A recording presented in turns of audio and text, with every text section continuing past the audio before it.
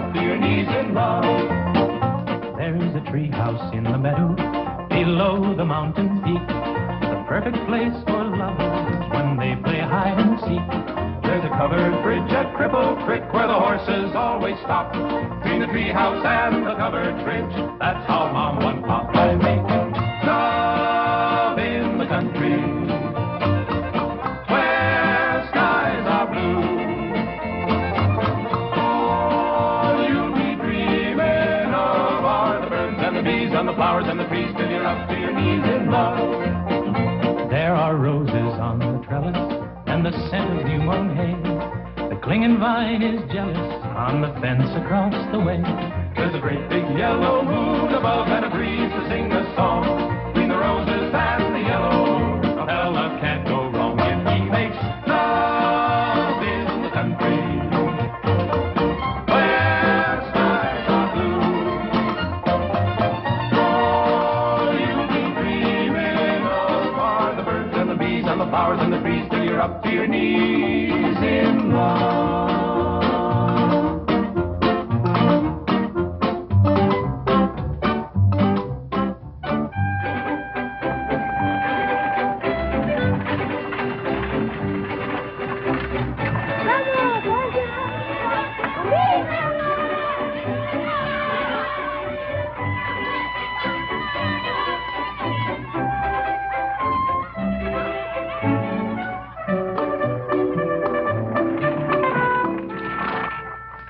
Lord to goodness, not again.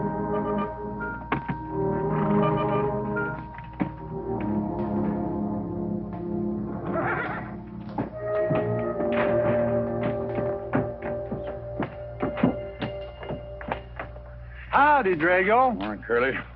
Makes 7 times this month he come home swoggled. 6. 7? 6. Once was his birthday. That don't count. Give me my bucket. Didn't have anything for breakfast but 2 raw eggs and a mug of honey. No. Curly, Yes, boss. don't say it's a fine morning or I'll shoot you. Get out of here, Bunyan. Good morning. Morning. Carlos, what are you doing up there? I hope I get it this time, Mr. McClintock. My brothers, they got the big hats already.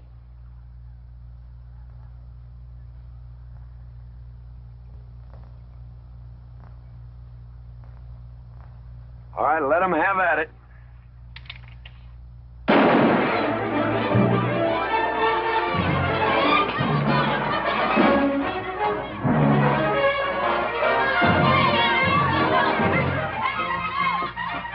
Get over it. Did you only me drive? You promised me you would sometime. No, yeah. Boss, you better watch that turn onto the road. You're gonna kill both of us one of these days. Thank you, Mr. Boss.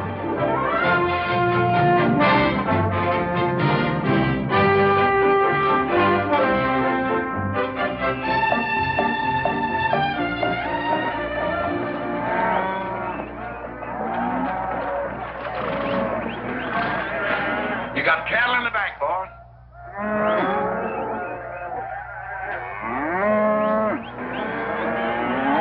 Yeah. Give it up. Yeah.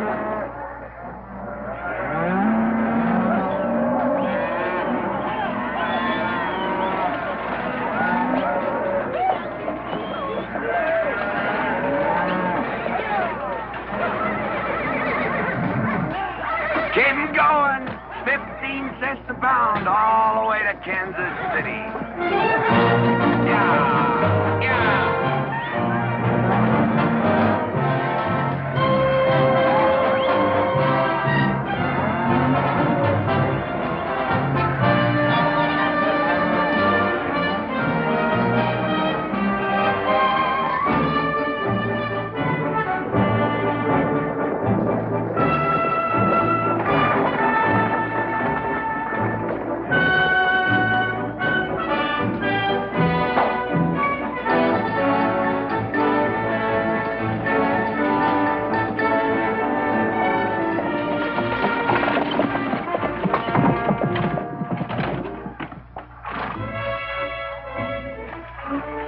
boss. There's one old pensioner I wished you'd pass up.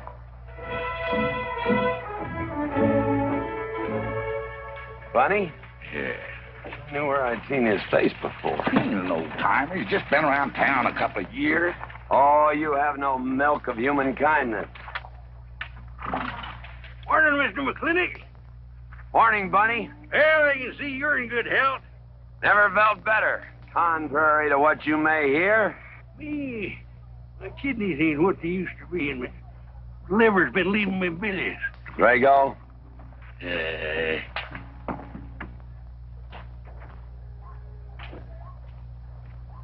Hello, Ben. Hey, McClintock. Drago, throw that in the buggy. Yes, sir. The scrubby bunch of Sooners, huh? They are at that. Well, it ought to make Douglas happy, lining his pockets with land fees. What are we going to do? I don't know what you're going to do, Ben. Me, I do nothing. 200 families. Quarter of beef a week per family. They last 2 years. That can be a sizable number. I got 20 head to one of any other brand on the Mesa Verde. I'm not hollering. Some of us haven't got all the money in the world. Some of us ain't old and tired and feel like being put upon. You interest me, young Ben. Go on. So the first time I find one of our hides wearing our brand hung on one of them settlers' fences, I aim to kill me a plowboy. You do what you want, McClintock. We'll do what we want. Fellas my age generally call me G.W. or McClintock. Youngsters call me Mr. McClintock. All right, Mr. McClintock. Not because I'm afraid of you. You're the big he-stud of this country. And I reckon a fella my age should call you Mister. Full grown now, G.W. He's a half owner of the spread. I made him a full partner the day the doc gave me the long face. Well, you want him to vote the first time this territory becomes a state, don't you? Of course I do. These settlers get burned out, there'll be a lot of hollering that this country's too wild to be a state. We'll go on being a territory some more, with a lot of political appointees running it according to what they learned in some college where they think that cows are something you milk, Indians are something in front of a cigar store. I'm looking to you to hold young Ben down. I'll do what I can. Come on over to the house once in a while. We'll rack up a few hands of stud. G.W., that'll be just fine.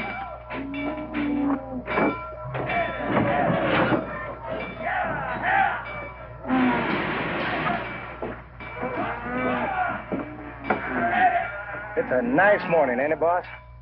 Everybody's entitled to their own opinion. Like that again, eh? Here's something that'll cheer you up. About 1,000 head. I figure they'll bring about 1,250. They're not as fat as I'd like to ship. They all off the North Range? Yes. Settlers. Every one of them with a plow and a Bible. Not the slightest idea what terrain is for. Drago! Drag out that hog leg. Yes, sir. Get me some attention. Yeah!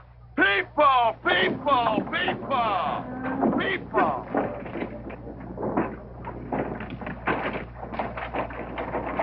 Come on, all of you. Gather around. People, come on. Gather around. I'm McClintock. You people plan to homestead and farm the Mesa Verde.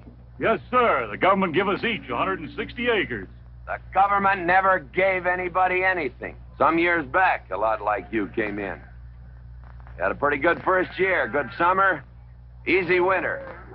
But the next year, the last rain was in February. And by June, even the jackrabbits had sense enough to get off the mesa. Folks, do you know who that is? That's McClintock. George Washington McClintock. I told him that, Douglas. He controls the water rights on 200 square miles of range. You know that lumber you got? It came from his land. Cut by his loggers and milled in his mill. Douglas, I come close to killing you a couple of times when we were younger.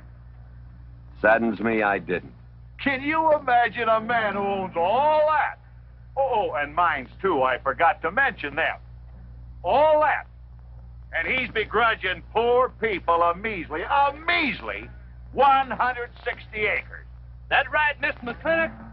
You begrudge us a little free land? There's no such thing as free land. You make these homesteads go, you'll have earned every acre of it. But you just can't make them go on the Mesa Verde. God made that country for buffalo. Serves pretty well for cattle. But it hates the plow. And even the government should know that you can't farm 6,000 feet above sea level. Any trouble, Mr. McClintock? No trouble, Jeff.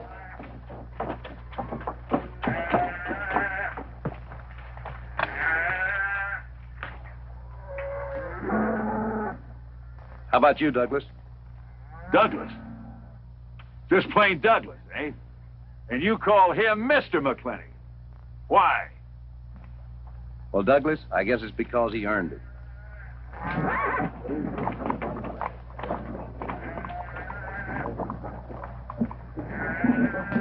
Mr. McClintock, Yeah? I'm a good hand with cattle, Mr. McClintock. I'd like a job. Well, you look strong enough. You come in with those Sooners? Well, yes, sir, but we don't have a homestead. And... Can't use you.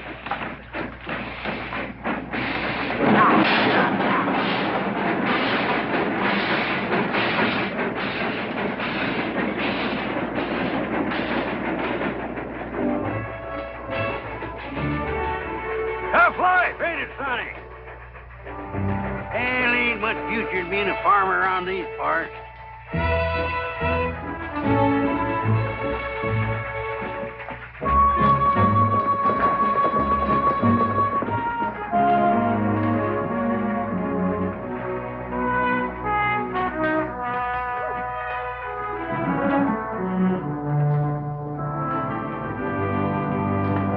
Ladies, this is the finest Chantilly lace available anywhere.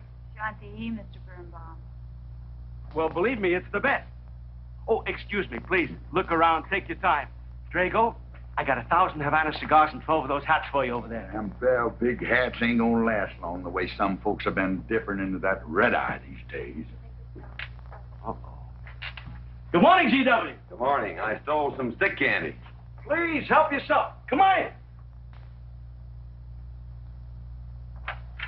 Davy, you can forget about saddling up the horse. Come in here. Problem? Yes. Well, if I were blacks, I'd move Queen's Bishop to King 4. Yeah, you might be right. You know, I was just starting to work this out when the letter came. Letter? What happened? Don't you want it? Morning, Mr. McClintock. Morning, Davy. You being here saved me a trip. Oh, that hat and suit of clothes you picked out for my birthday? Well, instead of this cowboy hat, I'd like to have this one. If it's, all right with you, sir. Oh, it's all right with me, Davy. Of course, that looks like the kind of a hat a fella'd wear down Main Street to start a fight. Oh, I don't need a city hat for that. All I have to do is walk down the street and some wiseacre will call me an Indian, and just like that, the fight's on. Davy, the letter, it's for you. And you are an Indian. Yes, I know I'm an Indian. But I'm also the fastest runner in town. I've got a college education, and I'm the railroad telegrapher. But does anybody say, hello, college man, or hello, runner, or hello, telegrapher? No, not even hello, knothead. Davy. It's always, let the Indian do it. Will you go out in the store and help the ladies? All right. I'm also bookkeeper, part-time clerk. Always let the Indian do it. The lady brought that out here this morning, asked for it to be taken out to the home ranch for you. Handsome lady, kind of tall with red hair. Called me Mr. Birnbaum, just as if she'd never seen me before, and as if that veil that covered her face would keep me from recognizing her. I thought she was in New York or Europe or someplace. So did I. Jake, you better throw on a couple extra cases of the boss's favorite bourbon. That stuff sure gets used up fast out at our place. Which reminds me, you better start tapering off. Catherine's in town. Katie?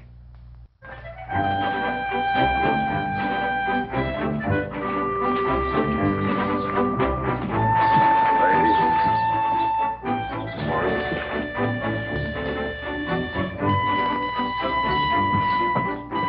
Morning, Mr. McClintock. Morning, Mr. McClintock.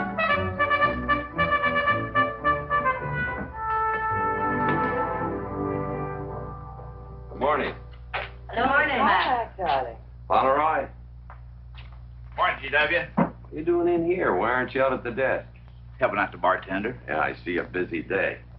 Give me the key to room 17. What? 17, and don't advertise it. Here they come, Mr. McClintock.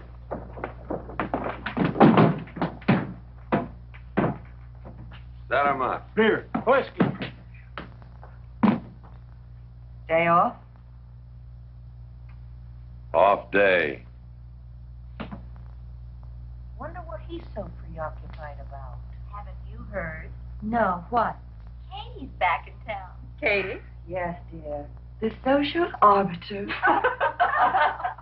Well, hi, Sonny. Good morning. Oh, He sure is a polite one. Mr. McClintock, I don't want to bother you. I'm sorry, boy. I told you, no job.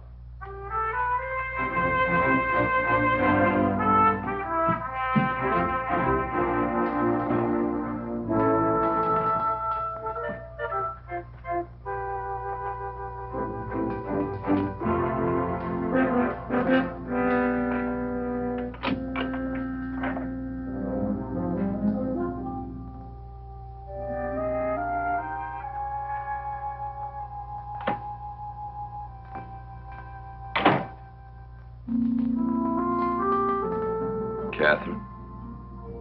George Washington McClintock.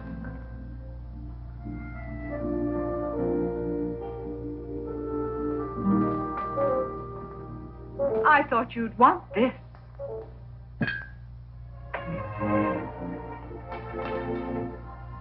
First dig of this spur.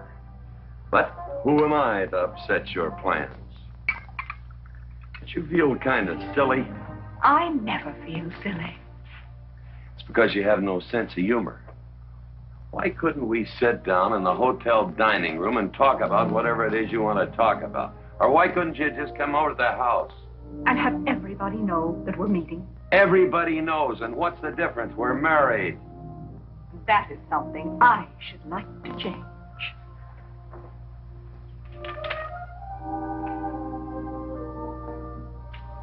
You know the answer, Katie. That isn't why you sent for me. Let's get to the rat killing. That's just the kind of remark that's always endeared you to me. Let us open the discussion. Very well. Our daughter is coming home in a few days. Rather, she's coming here. It was just a slip of the tongue that made me refer to this ugly hamlet as home. Our daughter. Is it so hard to say her name? It's Becky. Rebecca. I hate that name. Anyway, she's coming home. And I hope to persuade you to let her live with me. Part of the time in the capital, part of the time in New York, and, of course, Newport during the season. You're whistling in the wind, Katie. If she stays here, she'll become just as crude and as vulgar as all of this And country. if she goes your way, she'll be all show and no stay. Oh,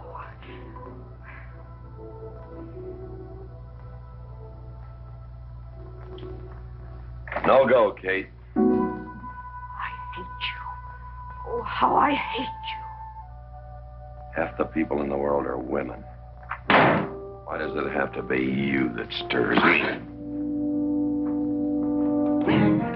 Animal. That's the story. I saw your picture in the paper at the governor's ball. You were dancing with the governor. At least he's a gentleman. I doubt that. You have to be a man first before you're a gentleman. He misses on both counts.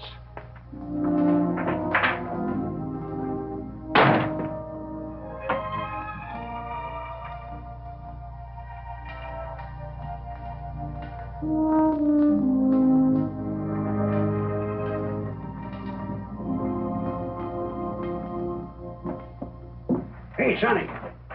You gonna ask him again? Nope. Hey, boy, you gotta pocket your pride. You gotta beg. You better listen to an expert, Sonny. I'm telling you, you got to grovel. Human nature gets him every time. Mister, leave me alone. Everybody does it one way or another.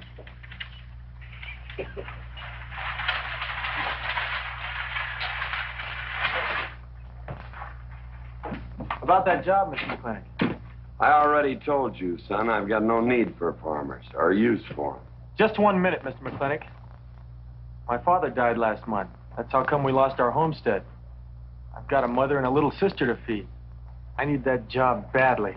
What's your name? Devlin Warren. You got a job, son. See my home ranch foreman. He's over at the corral.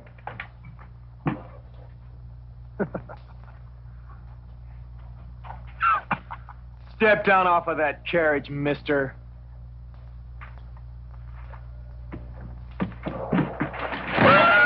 Hold that hog leg. I've been punched many a time in my life, but never for hiring anybody. I don't know what to say. Never begged before. Turn my stomach. I suppose I should have been grateful you gave me the job. Gave? Boy, you got it all wrong. I don't give jobs, I hire men. You intend to give this man a full day's work, don't you, boy?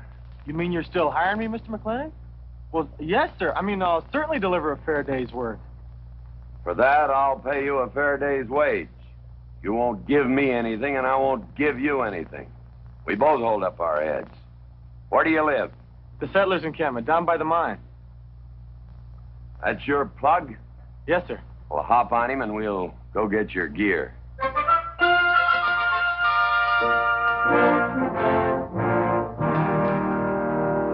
Yeah! Yeah! Morning, Mr.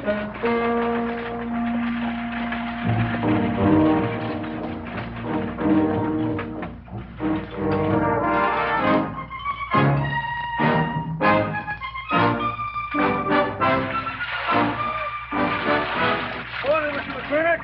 Morning, Mr. Poor Boy.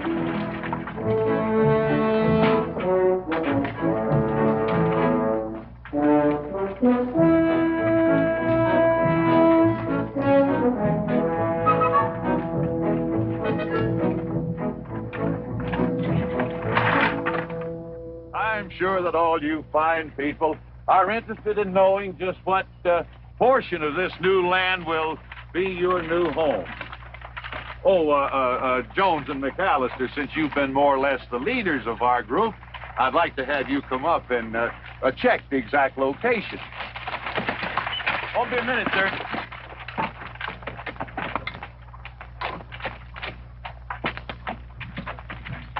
Go after that boy and give him $30. Tell him McClintock pays these riders a month in advance. From the looks of things, they could sure use it, too. Oh, Mom? Mr. Drago. More. Well, and what do we owe this visit from the cattle baron? I've got a touch of hangover, bureaucrat. Don't push me. Oh, Backman!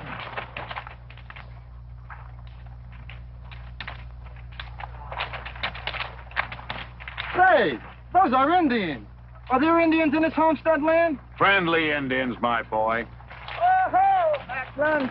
Oh, running buffalo. Oh, Macklin! Long time we don't get drunk together. And it's going to be a lot longer time, because it's against the law and you're with the sheriff.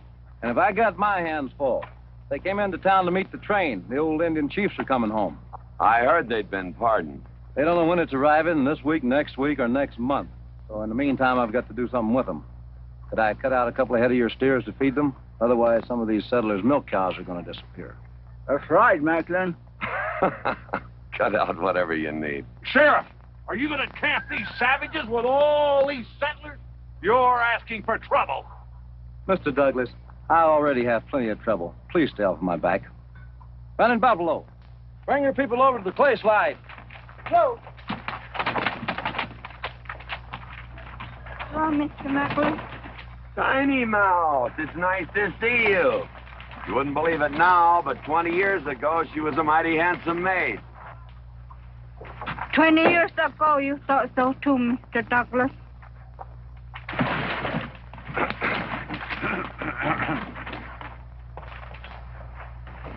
It was just like this. I had a dead beat on old running buffalo, and my sharp 50 caliber misfired. That's back in that trouble in the forest. Remember?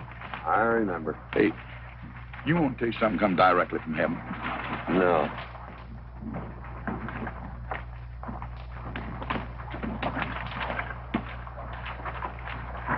Where'd you get this? That boy's mama baked them. You thinking the same thing I am? She's a widow woman, boss, and she's got a long, hard road home. Hire her.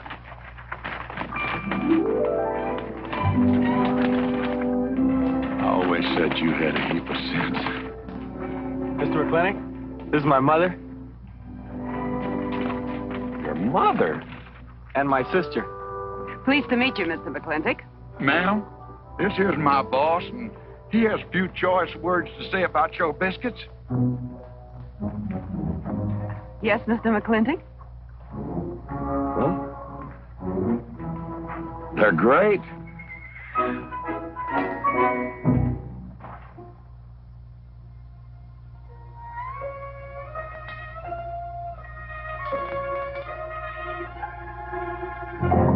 Well, you old Cantonese reprobate, how about it? You fire me? I'd kill myself. I'm not talking about firing you, I'm retiring you. You've been rustling food for us for 30 years. We're gonna put you out to pasture. All you'll have to do is give advice. Be one of the family. I'd kill myself. I may save you the trouble. But, Ching, you kill yourself, I'll cut off your pigtail, and you ain't never gonna get to heaven. I'll be one of the family, I give you my solemn word. but you call me family. Drink too much, get in fight, yell all the time. Cut off his pigtail. All right, I'll be one of the family. Giúp lấy đó. Phải là giúp lấy đó. Giúp lấy đó, hai.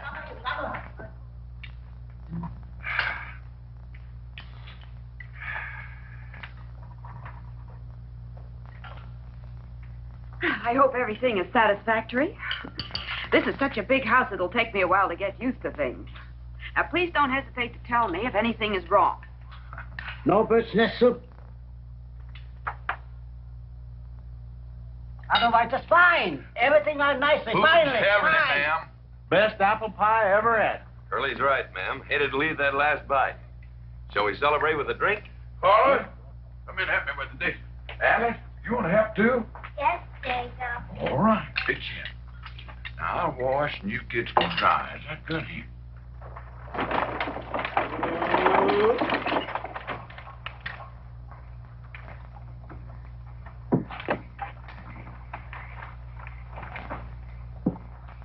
Don't seem possible one woman could use all them clothes. You keep a civil tongue and your unprepossessing face. Yes, ma'am. And unload my baggage, please. Yes, ma'am. By the way, what does that word unprepossessing mean?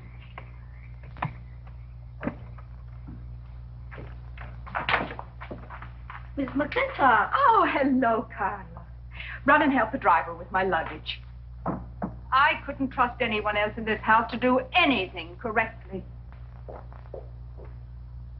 Luggage? Give him a hand, Curly. Yes, boss. Mr. McClintock? Are you moving back in? Yes, but nothing has changed except my place of residence. And I'd be willing to put up with savages rather than be denied the company of my daughter. And I'm proving that by moving in here. Mr. McClintock, since it's my first day, would you excuse me if I, Go ahead. Oh, Catherine, this is, Dev Warren. Joined the outfit today. Please, ma'am. Thank you. Well, how refreshing. A polite young man here. Where did he come from? He's a farmer. A farmer? Well, I'll be doggone. Kate, welcome home. What on earth are you doing in that idiotic-looking outfit? And don't you dare call me Kate. That's my butling suit. I'm butling for the boss. And I'm sorry, Catherine. That Kate kind of slipped out from the times I remembered you as being nice people.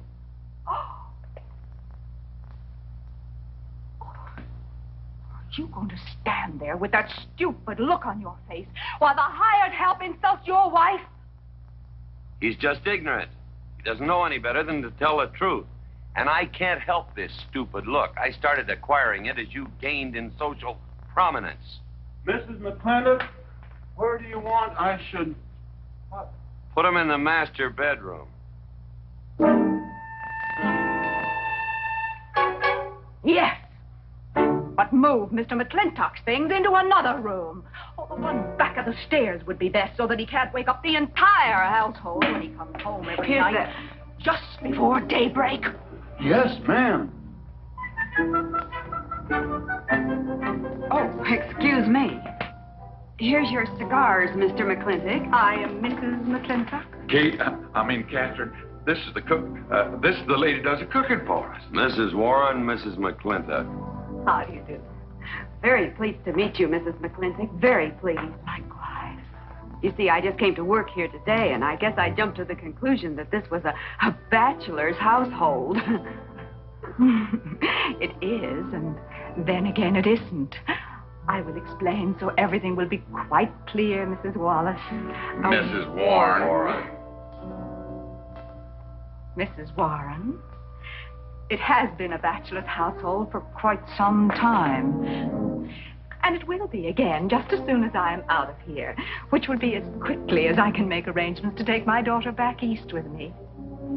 You see, she's coming home from school in a few days, and then we'll be off together, and you can return to conducting yourself as you consider proper in a bachelor's household.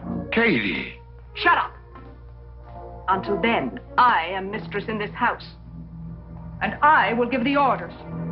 You want my breakfast service in bed? Ain't you gonna say nothing, boss? Breakfast in bed. No. You want poached eggs, tea, toast. Oh, GW. As soon as my things are put away, I want to talk to you about Rebecca. Yes, Mrs. McClintock. Indeed, Mrs. McClintock. Of course, Mrs. McClintock. The toast, lightly browned and unbuttered. Of course, ma'am. Wait a minute now, boss. Where do you think you're going? I just remembered I got a date. But she said she wanted to have a talk. I heard.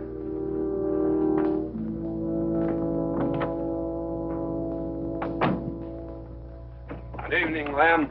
Evening, Mr. Mack. Yep. Say, Mr. Mack, what does unprepossessing mean? I was called that once, Lem. Looked it up in the dictionary. Best you don't know what it means. Uh-huh. Thank you. You're up.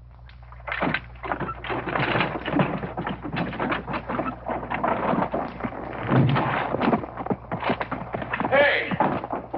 What am I gonna tell her when she asks where you went? When in doubt, tell the truth. She wouldn't expect that from you anyway. Where's Mr. McClintock gone? There he goes, burning his last bridge. You see a yellow streak about a foot wide running up down his backbone. Well, Mr. McClintock? He ain't afraid of nothing. I once thought that.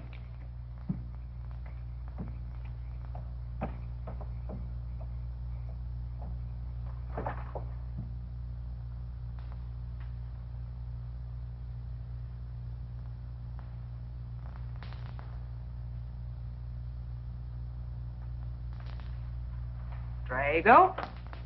Yes, ma'am. Was that, He took off, lit out. I told him I wanted to talk to him. Ma'am, I was standing right over here when you said it, and I was standing right out down those front steps when he walked up the horse, grabbed a hunk of mane, stepped up on him, and sunk spur. Where did he go? Last time I saw him, he's going east, but you know him, he's liable to go north, south, or west. Get me a carriage. Yes, ma'am, but But what? maybe you shouldn't follow him into maybe where he's going into. What does that mean? Oh, but I wish I hadn't said it. Just get the carriage. Yes, ma'am. What happened? It's a Bruce. Baruch? Hitch it up. She wants to go to town. But Mr. McClintock never said anything to me about it. Look, young fella, I'm the ramrod around this place. You better start giving me a yes, sir. You're going to get the roof of this house pulled down on your head. Yes, sir.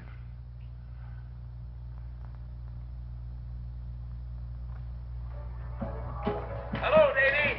Hi, Mr. McClintock. No room, eh? Drinks, please. Hello, Bunny. How is everything? Oh, fine, Mr. McClintock.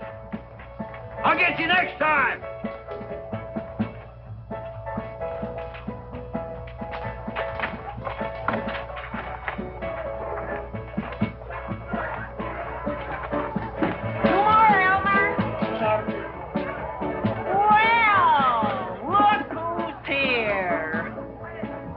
What'll it be, Mac? Same as usual? Ladies? Evening, GW. Jake? Wrong move. What? Chess problem. Queen's in danger.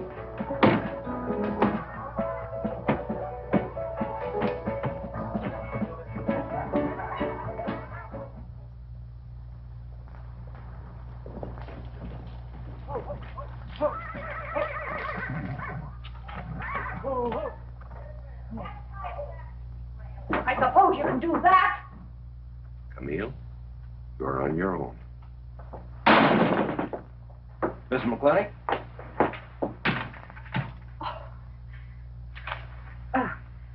I'm Camille.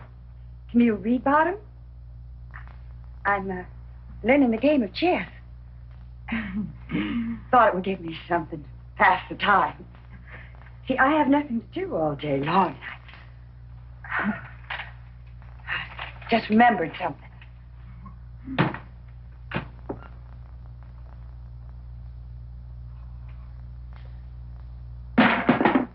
Catherine, I didn't hear you come in. Mr. McClintock, I told you that I wanted to talk to you. Not now. Could I get you a glass of sherry, Catherine? Oh, thank you, Mr. Birnbaum. I could use one. I came into town behind a runaway team. Drago never could handle horses. That young man whose mother pretends to be your cook. Catherine, your wine. Oh, thank you, Mr. Birnbaum.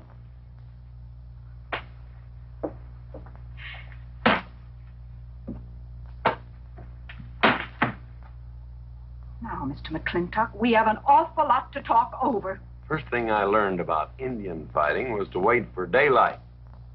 What has our conversation got to do with Indian fighting? Indian fighting is good experience for our kind of conversations. Oh. It'll wait, Catherine. Evening, Sheriff. Mr. McClintock, we had quite a ride out here. Oh, I finally got that team settled down. Sure move. No, it's your move. I just canceled. Oh. Now, look here. You're not going to sit here all night long and play chess when the matter of our daughter remains unsettled. I am going to remain here and play chess, and the matter of our daughter is settled. She stays. Oh, such stubbornness. Catherine, your hair. Oh, it is a mess after that awful ride. No. It's just that I haven't seen you for a long time. And it seems to me the last time I saw you, your hair was a little darker, no?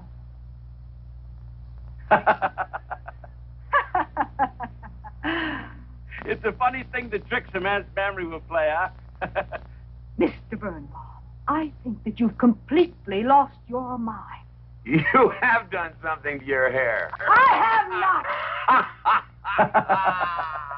Had it been none of your business. I'm certainly not going to put myself in the place of those blondine trollops that you seem to prefer. Take it. Oh. Fill it. Oh.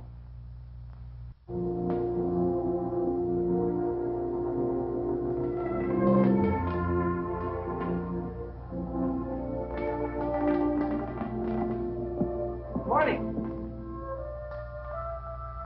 Fellas still at it all night. McClintock never quits. But a Birnbaum has to. Besides, the game is over. You got me. Oh, no, Mr. Birnbaum. You still got a good game. Oh, you play chess. Please, take up.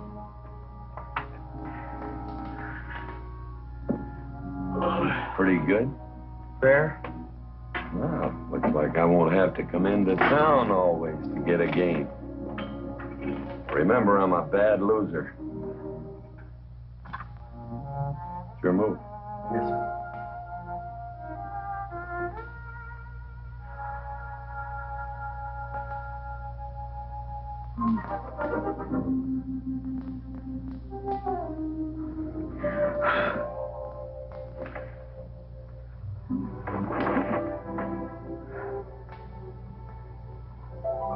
Good morning.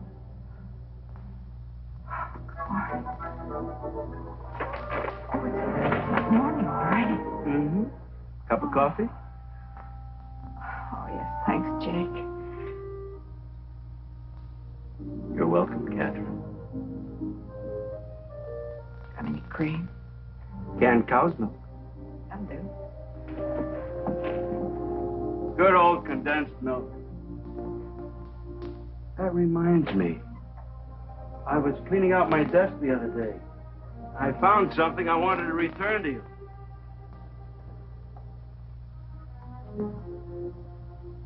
Here it is.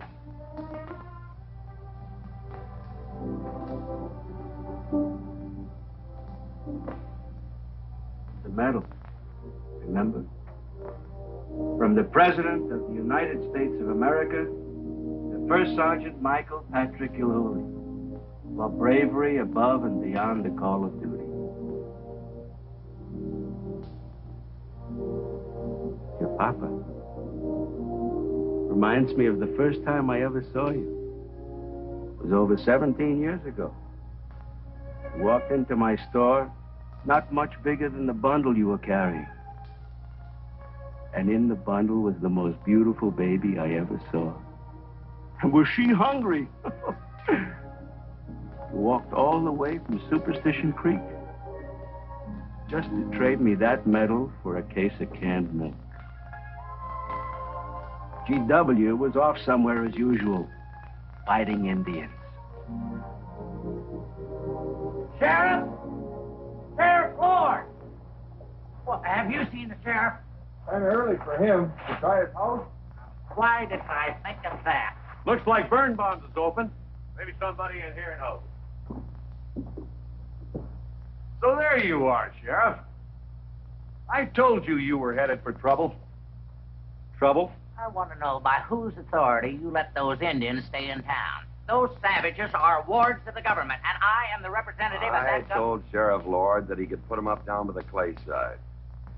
Because the town's named after him, he thinks he owns it.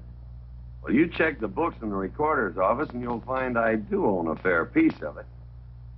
Agard, if you knew anything about Indians, you'd know that they're doing their level best to put up with our so-called benevolent patronage, in spite of the nincompoops that have been put in charge of it.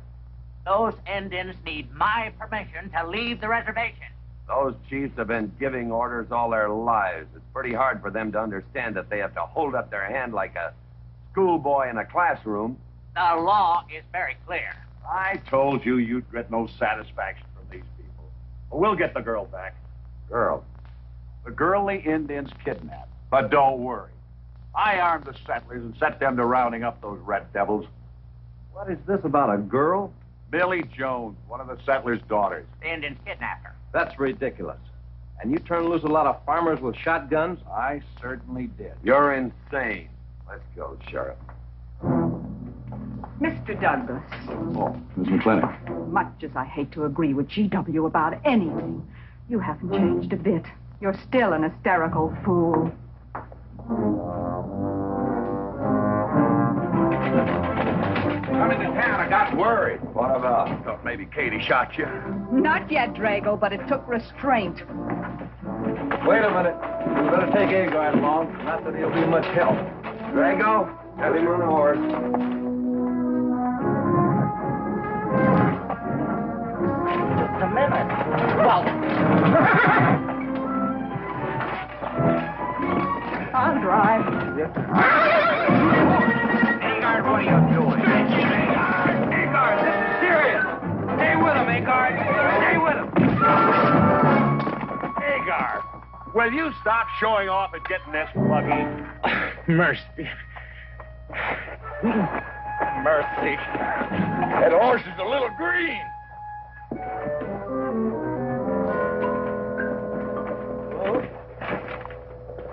Let's go. Yeah.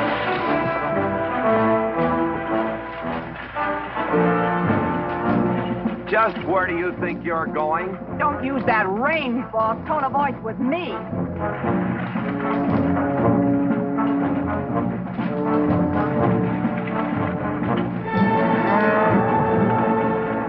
Ryder! Headed for Mr. Poor Boy's mine. Mount up some riders. Right, boss. You heard the man. I don't like it, Mr. McClintock. I don't like it one bit. What don't you like? They're planning to hang an Indian.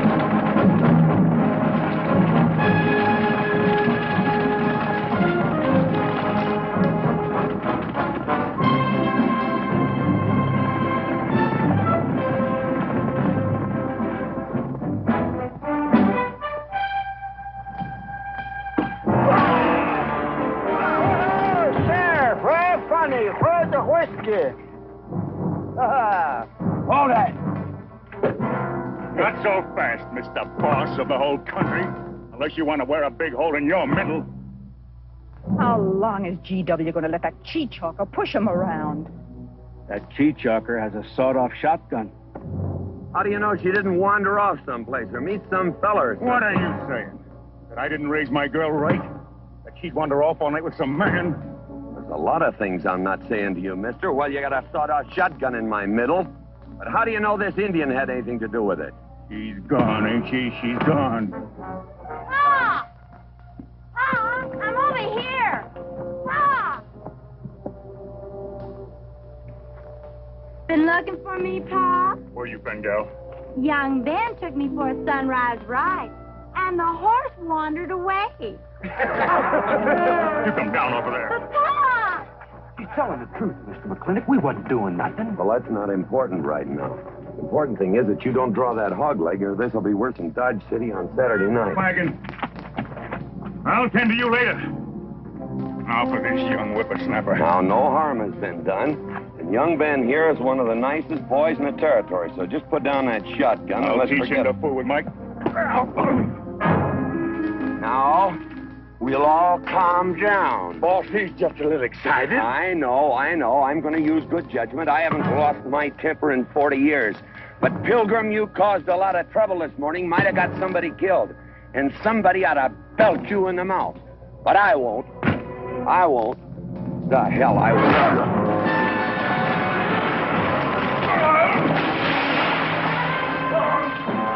McClintock Rider!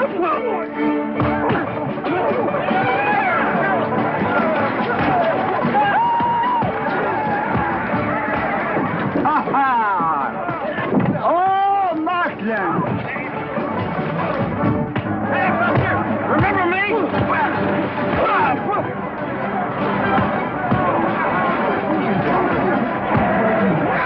Hello, sir. Nice party.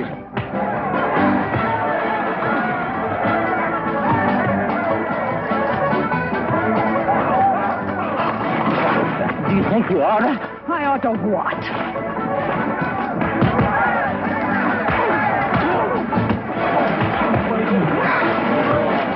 Why do you think?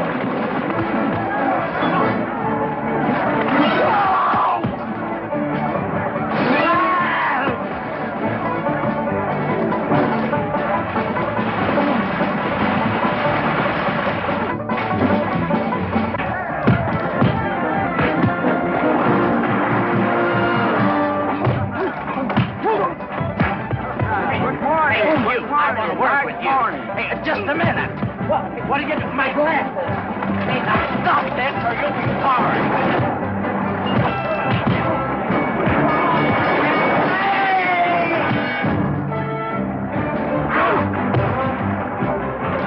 Stay out of this, Jake. It's everybody's war.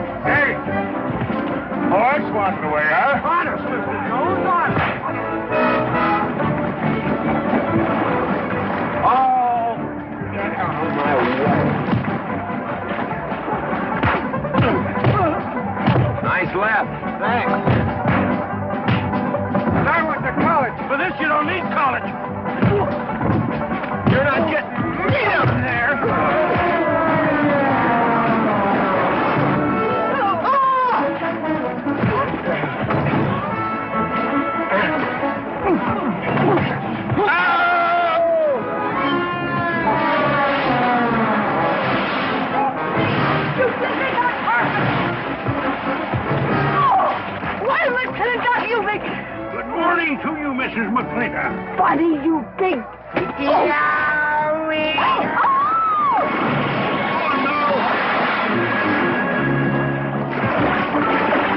G.W. McClintock, you make me clumsy.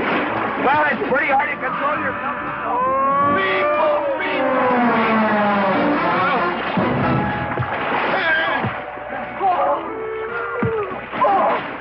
Oh, Macklin.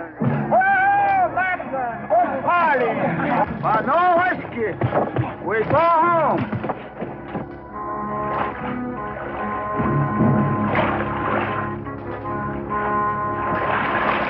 You and your friends. Well, we at least saved your hat.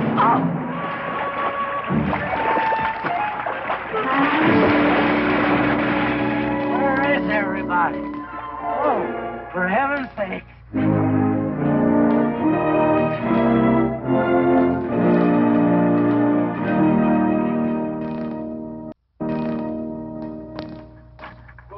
Whoa. Drago, will you never learn how to handle a team? Yes, ma'am, I'll sure try. I'll tell you that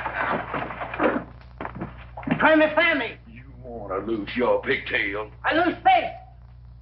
Lousy letter tip. You want to lose more than that? Kate, Yes? we could be a big help to one another. Like what, may I ask? Oh, we could wash the mud off of each other. We used to have quite good times doing that sort of thing.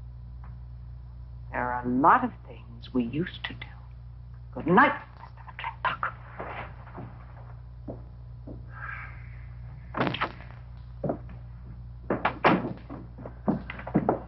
Any luck? What are you talking about? I mean, divorce. She still wanted you. Yeah.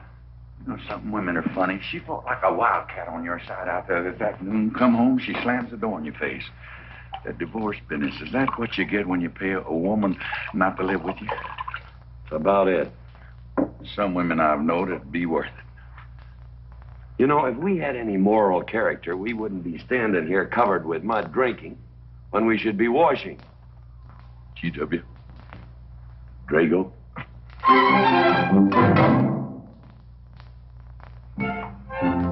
Miss Warren, these biscuits. Oh, thank you, Drago.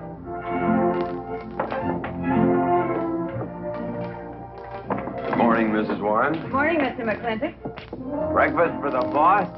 If that's the way you want it, Mr. McClintock.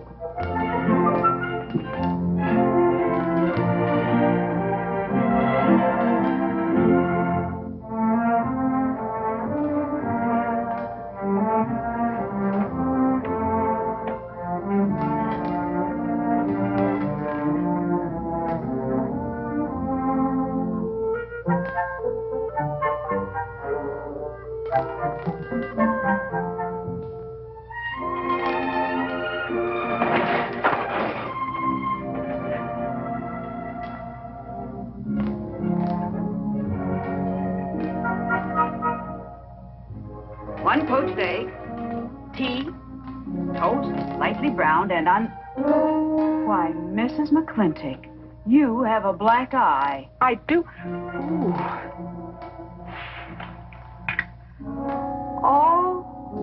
Oh, and Becky's coming home today. And that's not all. There's a little something we'd better get settled. There are no men listening now, so we can be ourselves. Oh, sure, I let you get away with all that guff the other night. But now that we're alone... When I want the opinion of the hired help, I'll ask for it. You know, you could wind up with 2 black eyes. What? Oh, I realize you had to put on that big act. We always have to just before we get ready to forgive them. Generally for something they haven't done. But you and I both know that's just to keep them from getting the idea they run things. McClintock give you that black eye? No. Nobody gave it to me. I won it.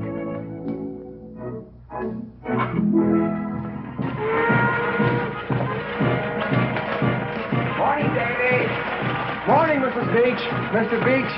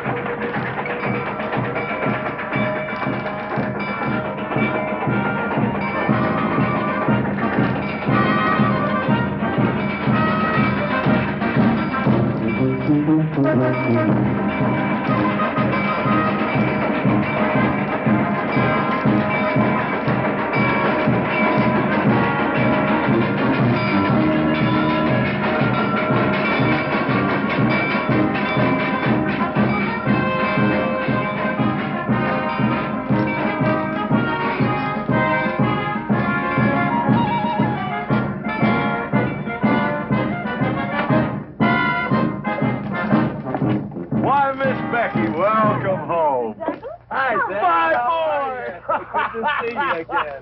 Daddy! Well, Daddy! Oh. It's been 2 long years. I guess I'm going to have to stop calling you Tomboy. Oh, Becky. Mama! Oh, darling. I wasn't sure you'd be here. Oh, I've been here a few days. Oh, Becky, I've bought you 3 of the most beautiful dresses. Oh, Uncle Drago! Oh!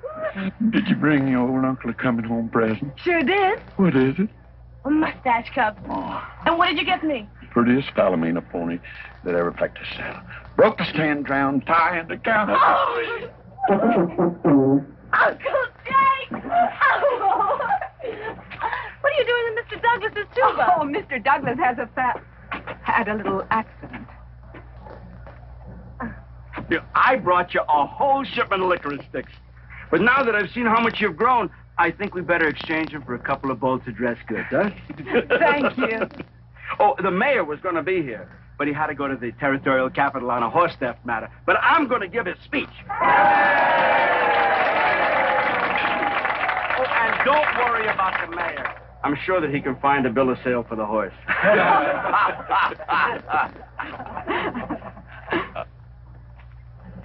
Ladies and gentlemen, we are here to welcome the fairest... What am I doing? We are here to welcome back the prettiest girl that was ever born in McClintock, or in any part of the territory.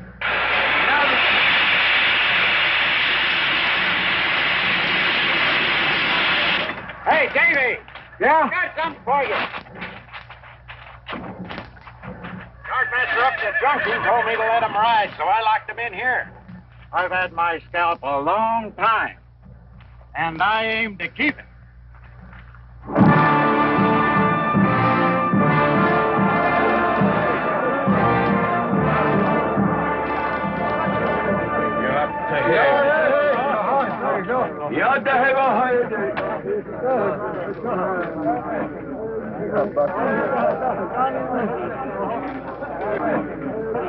And now she's come back to us. Gone are the pigtails, but the freckles are still on the prettiest face that was ever born in McClintock.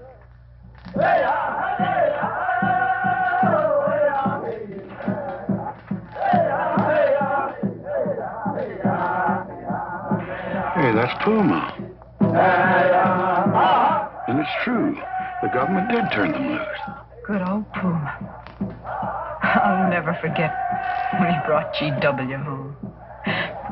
Your father had a hole in his chest and 104 fever. Of course, they weren't very mannerly about it. He came past the house at a high lope and threw him on the doorstep. And you do remember them good old days, don't you, Katie?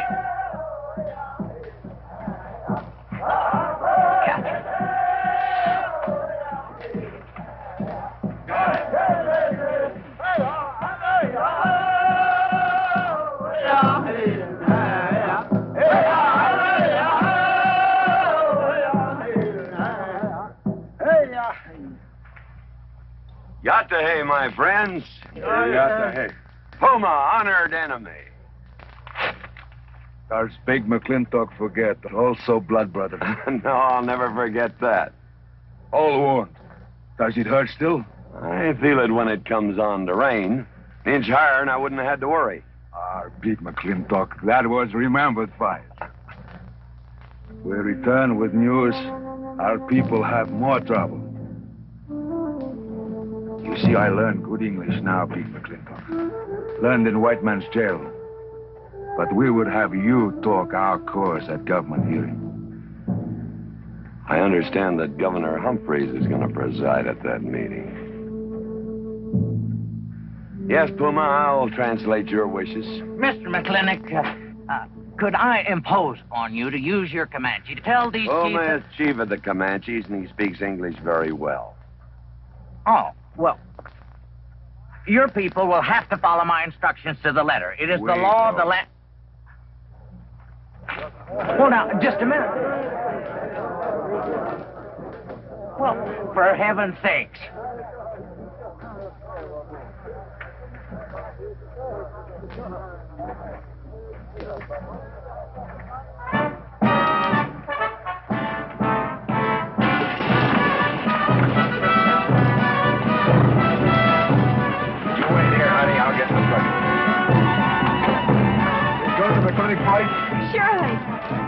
I see you there, Beth? Of course, Davy, and you can have the first date. Sis? Don't want any sister of mine talking to strangers. Davy's not a stranger. He clerks in Birnbaum. He's an Indian.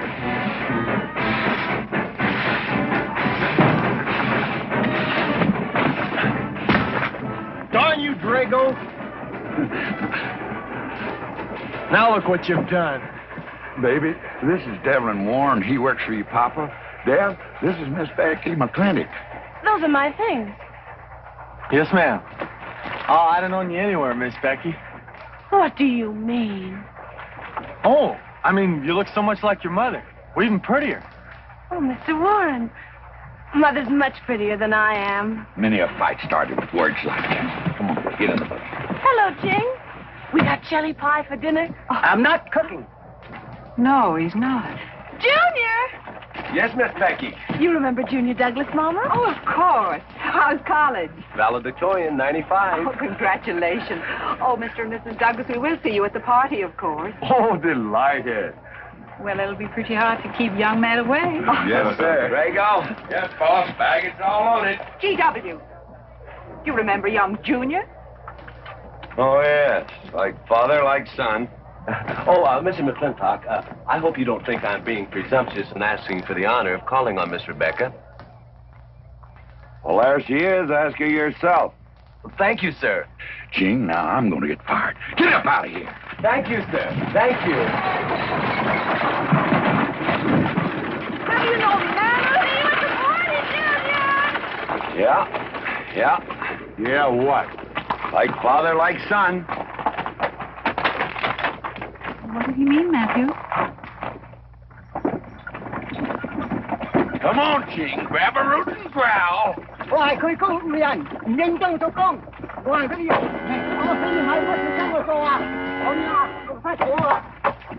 you're doing a good job, Miss McClintock. Thank you, Mr. Warren. Deb, when you're finished there, go over and help Drago with the beer cakes. Yes, Mom.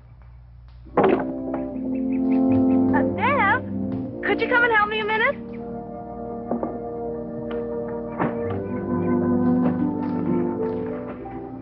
I certainly was surprised to hear you went to college. Why? I don't know. Junior says Purdue's a good college for a backwater place like Indiana. Well, he did indeed. Oh, could you do this? I can't reach it. Why didn't you finish college? Lack of funds. My father got sick, and he had to come out west. So he took out a homestead. You know, your mom's sure cute. It's too bad you didn't inherit her eyes.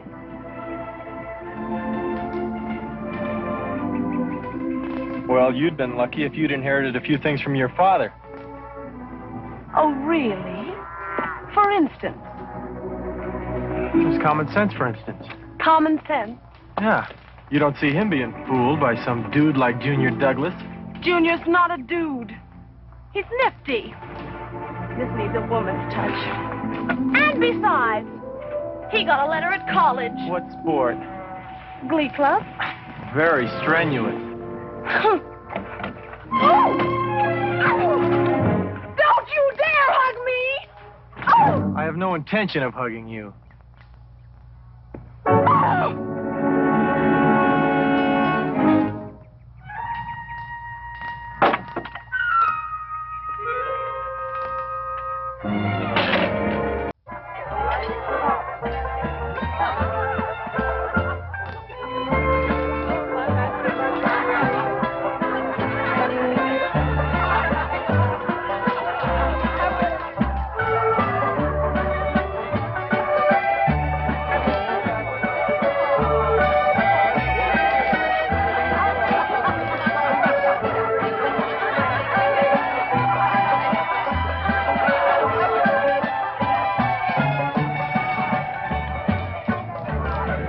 Ladies all look lovely, Catherine.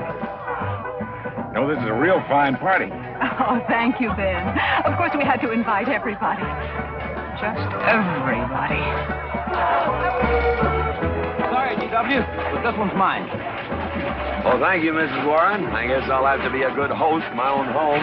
Well, the next one's yours, Mr. McClintock. Thank you.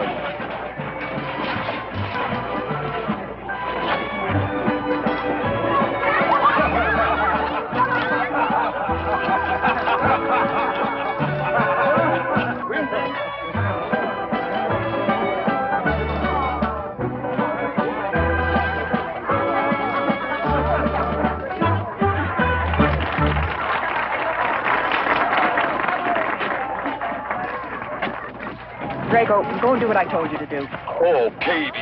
Catherine, and do as you're told. Oh, Drago, do this. Drago, do that. Yeah! People! This Douglas feller. Draco! Yes, ma'am. Matt Douglas, Jr.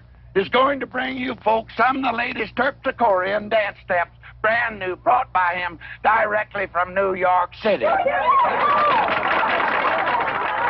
right, Mr. Fiddler.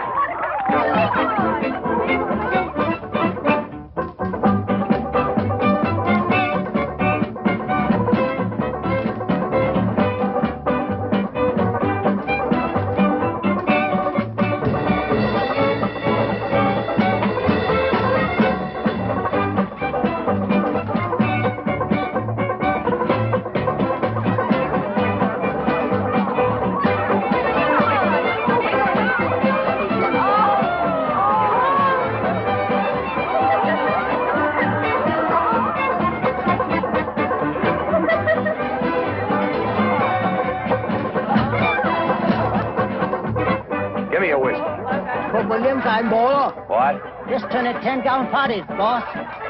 We'll run out of whiskey. Well, I can take care of that. Jake.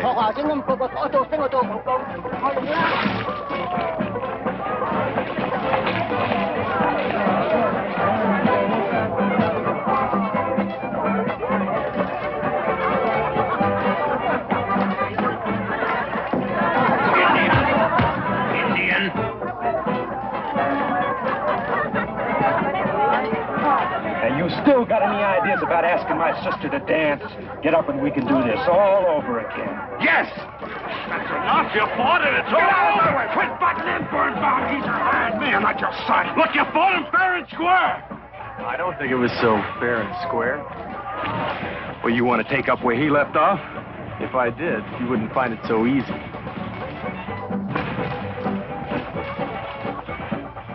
Now we've had enough of this. Well, when are you going to quit walking away? Just as soon as we're out of sight of the party. A little lesson I learned back home, don't fight in front of women. Well, we're out of sight now. So we are.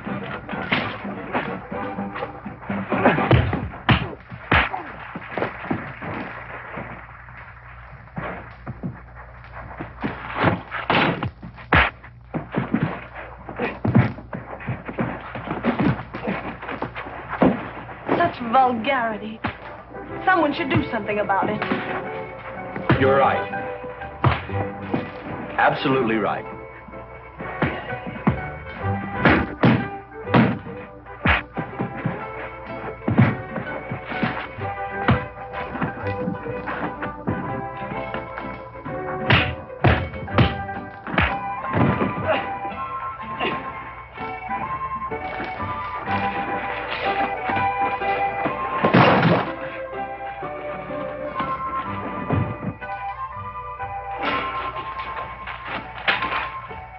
Young Ben? I'm all right, Mr. McClintock. Pretty fancy fighting for a country boy. 2 years at Purdue, Mr. McClintock, on the boxing team. I never thought any farmer could whip me. You sure did. Better get him cleaned up. Get him some water, Jake. Yeah.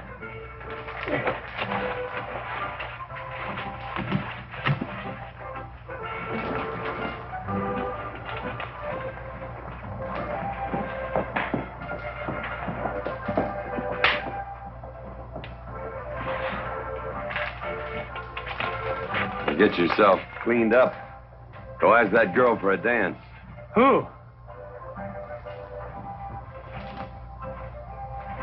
Oh! Should have missed one. Oh. Where is he? I'll find him, that young whippersnapper. Trouble. Where is that farmer boy? Where is he? Where is he, G.W.? Oh, so you're the young farmer boy that whipped my nephew. Well, I'm Fauntleroy Sage, young Ben's uncle. Well, I'm no farmer, but if you're young Ben's uncle, yes, I whipped him. And you're intruding. What's intruding mean? Butting in. Oh, so he's insulting me. Well, then I got another reason for walloping him. Besides, on account of him thrashing my nephew, young Ben. Fauntleroy, you can't get mixed up in these youngsters' quarrel. Family honor. I can't have said a farmer whipped a Sage. You're twice his size. Don't let that bother you, Mr. McClintock. Mr. Fauntleroy insists. I'll just have to teach him the same lesson.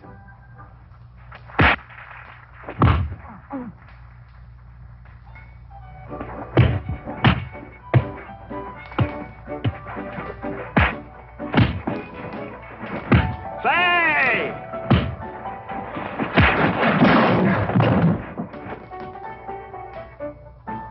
Sorry, young feller. Hate to have to do that, young fella. No hard feelings. Not yet. Not yet what? I mean, that isn't all. Now, wait a minute.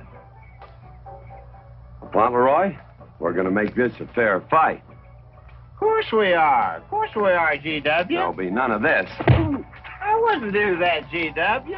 You wouldn't do... No, I wouldn't do that. And Dev, I don't want you kicking Fauntleroy in the knee. He didn't do no such thing. And none of this nose twisting. He's all yours.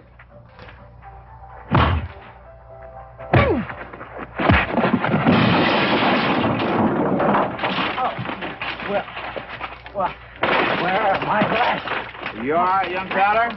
Ouch! I'm all right. This Indian agent will stop stepping all over me. I beg your pardon. G.W. You're just funning me. But I want you to know that boy fought me a fair fight. Well, I'm glad to hear that, Fauntleroy. Here's my uncle. Fauntleroy, what have you been doing? I hope my uncle didn't bother anybody. No bother. I think we'd better join the ladies before they get curious. Drago. Fauntleroy, let's line them all up for a dosey-do. Jake, you think tincture of arnica would help? Could be. Used to help you. Gentlemen, to the medicine cabinet.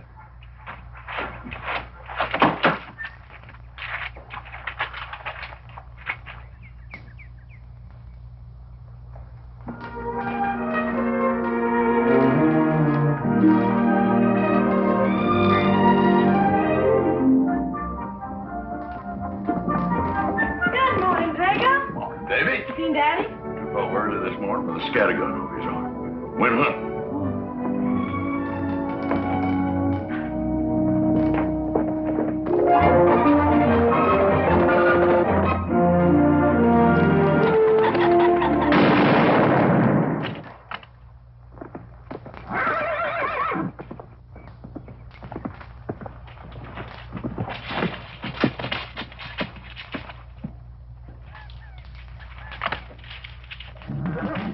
Morning, Daddy. Good afternoon. I'll get you out so early. Something I have to get straight in my mind. Yeah? What?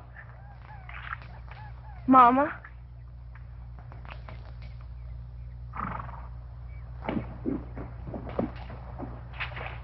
Why'd you and Mama stop living together, Daddy? Why'd you separate? Aren't you going to answer me? No, It's sort of my business, I think. I don't. Is it another woman? Usually is. At your age, you always know what's usual. Is it Mrs. Warren?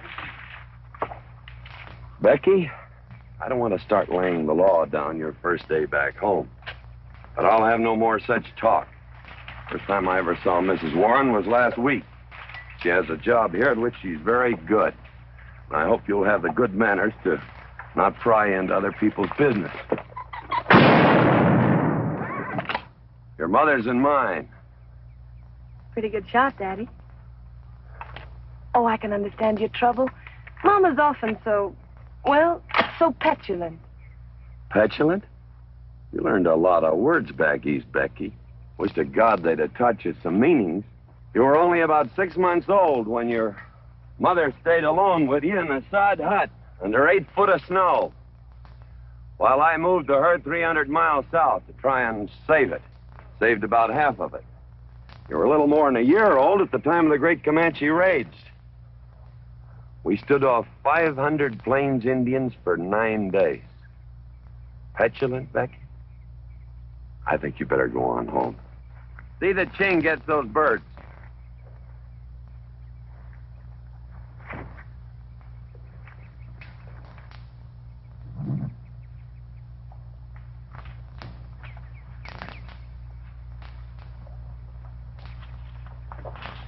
Becky. Come here.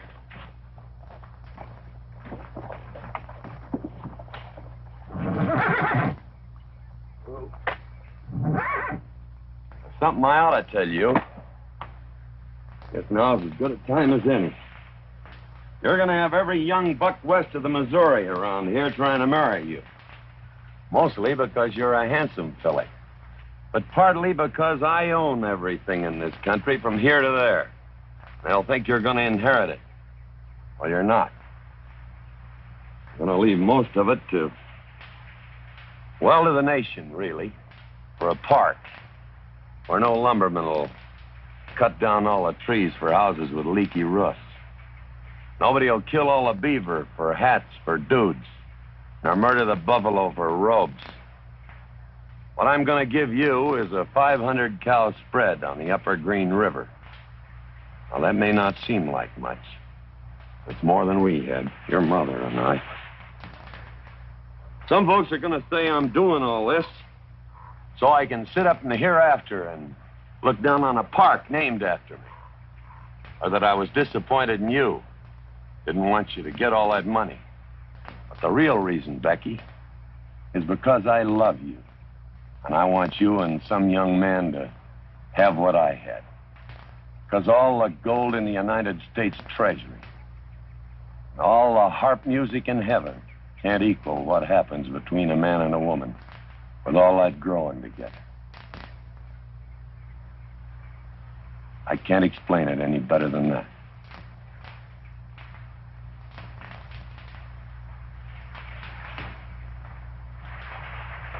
All right, Daddy. Becky.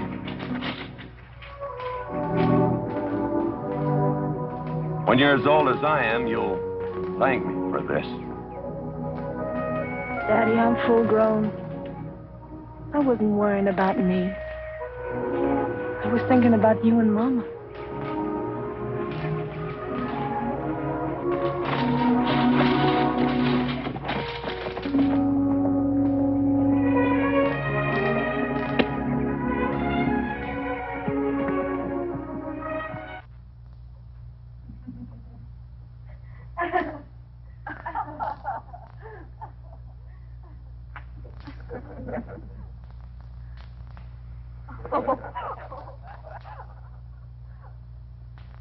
Oh.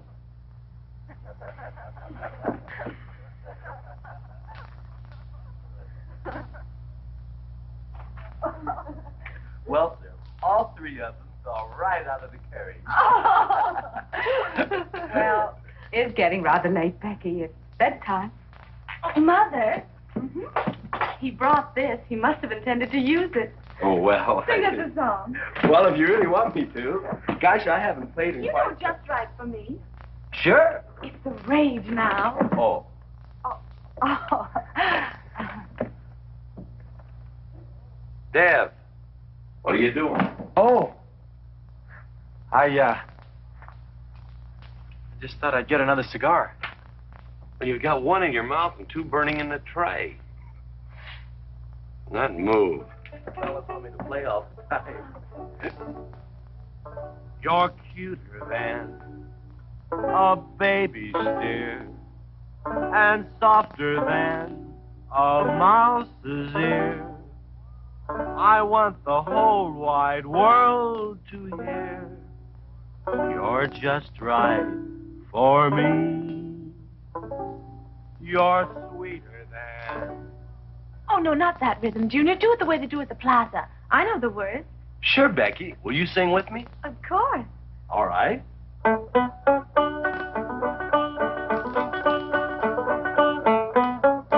love a man who's witty and smart and clever.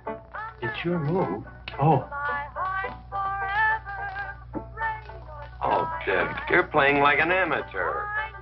Let's call it an evening. I'd like to know where your mind is tonight. You're sweeter than the early spring, or bluebells when they start to Pretty good. You Voice like her father. feel like a king. You're just right for me. Sweet wine. I'm sure they found you on that honeysuckle vine. I would melt in your embrace. Disappear without a trace. To die like this is no disgrace. This is the time. This is the place for you. Just right for me.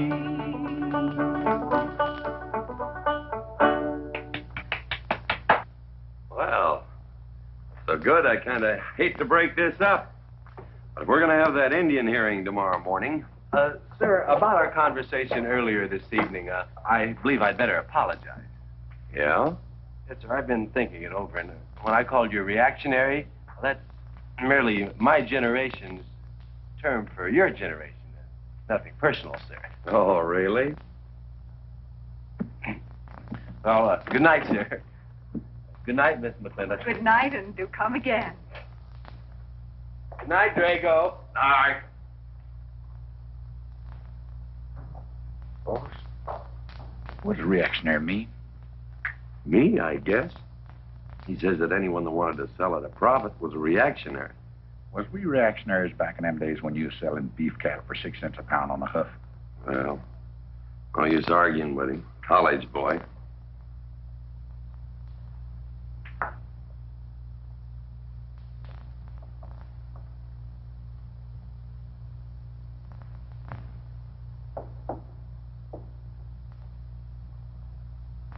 Devlin Warren, if you was my kind of man, you wouldn't let some dude walk off the prettiest girl west of Denver without putting him some kind of fight. Does it show?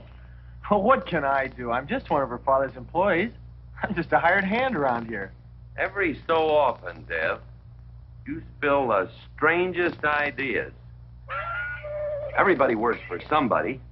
Me, I work for everybody in these United States that steps into a butcher's shop for a T-bone steak. And you work for me. Not much difference.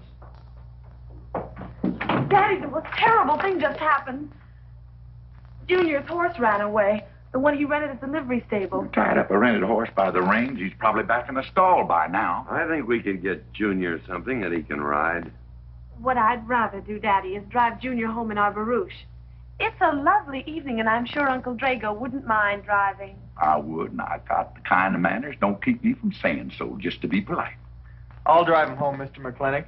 And you don't have to come, Miss Becky. I'll see that he gets home safely. I can take care of myself. You got yourself a foot, didn't you? Dev, get the carriage. Drago? I'm going with them. Now you've got me wrangling dudes.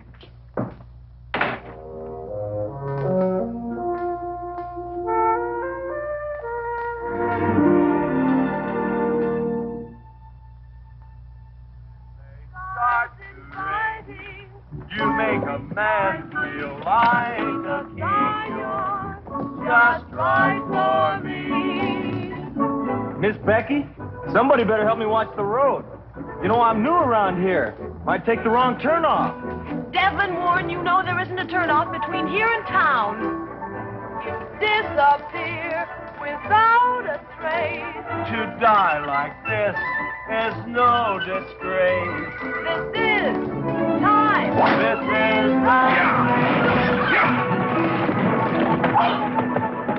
Devlin Warren, what are you trying to do? Kill us? Better have your friend drive?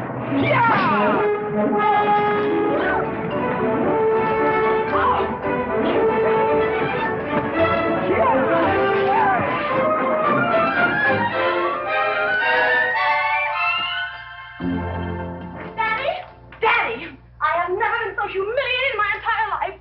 I said what I said, and I'll stand by it to the death. Shoot him, Daddy. Shoot him at once. Well, why? My honor is at stake. Well, now, Your Honor. Absolutely. He impugned my honor. Impugned? What does that mean? Slander. He slandered my honor. He did? I said what I said, and I'll stand by it to the death. He admits it, see?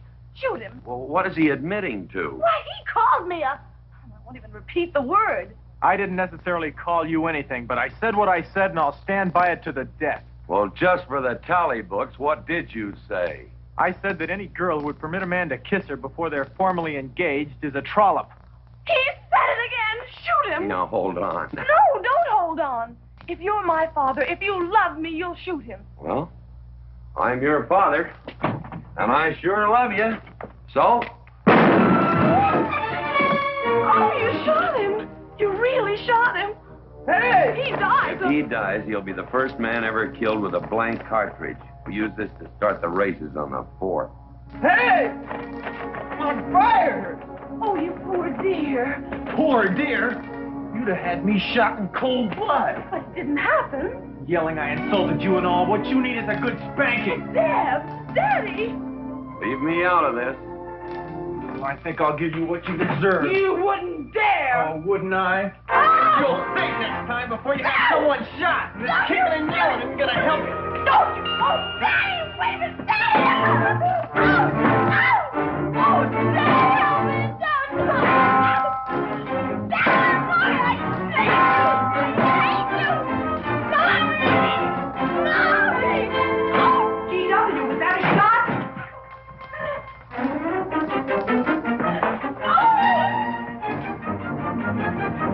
Oh, Vicky, what happened? He spanked me! You spanked my daughter? Deb. You mean you stood there while that brute beat our daughter? G.W., what's happened to you in the last 2 years? Part of valor, son. Oh, isn't it enough that you've always treated me like a squaw without subjecting dear, sweet Becky to this crude, vulgar way of Catherine, life? you women are always raising hell about one thing when it's something else you're really sore about. Oh. Don't you think it's about time you told me what put the burr under your saddle about me? I don't intend to stand here and hold a midnight conversation with an intoxicated man.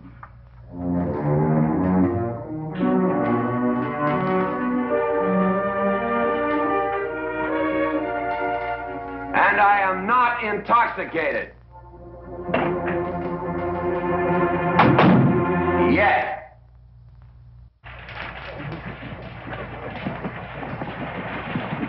Hello, Governor! Hello, Governor!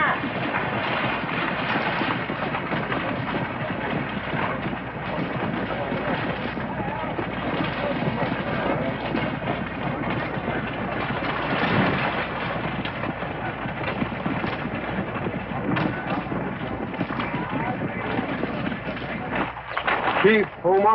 Yes, Sergeant. Big McClintock, we know you get us fair judgment. You gentlemen, follow me.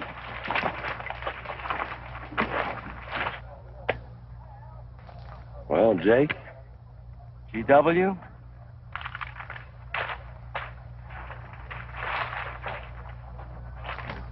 Well, G.W., it's been a long time. Not long enough. Cuthbert.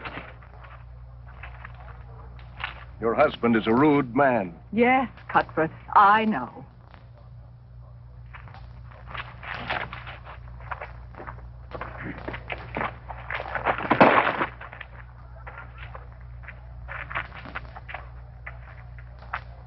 Where you want the Indians, Mr. McClintock? Mr. McClintock is not running this hearing. Sergeant, seat those Indians. Yes. Gentlemen, be seated. Oh, the whole tribe here want to come into town. Proceed, Lieutenant. This hearing is now in session. Governor Cuthbert Humphreys presiding. Good luck, Daddy. Afraid it's a packed court. Government Edict number 826 has ordered that the Comanche Nation be transferred from their present reservation to Fort Sill. It is the government's claim, as filed by Indian Agent Agard, that these chiefs, after being released from prison by a kindly government, did then rouse and incite defiance among the tribe against said order. It seems, gentlemen, that although some of these chiefs speak English, Chief Puma is quite at home in our language, they have chosen Mr. McClintock to be their spokesman. I speak for the Comanche. Or rather, I offer this translation. Proceed, Mr. McClintock.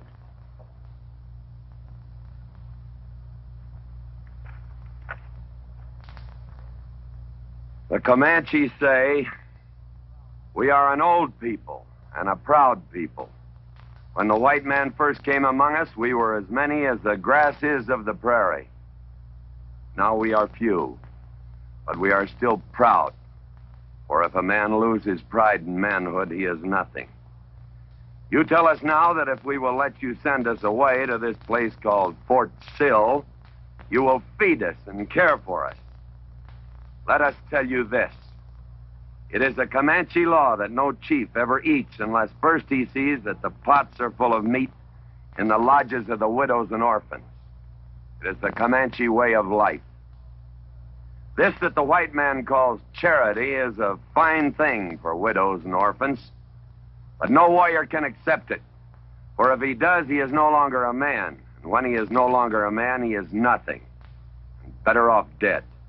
You say to the Comanche, you are widows and orphans. You are not men. And we, the Comanches, say we would rather be dead. It will not be a remembered fight when you kill us, because we are few now and have few weapons. But we will fight, and we will die Comanche. Thank you, Big McClintock. Am I to gather the Comanche defy the government of the United States? Yes, you may gather that the Comanche defy the United States government, or at least this commission. Gentlemen.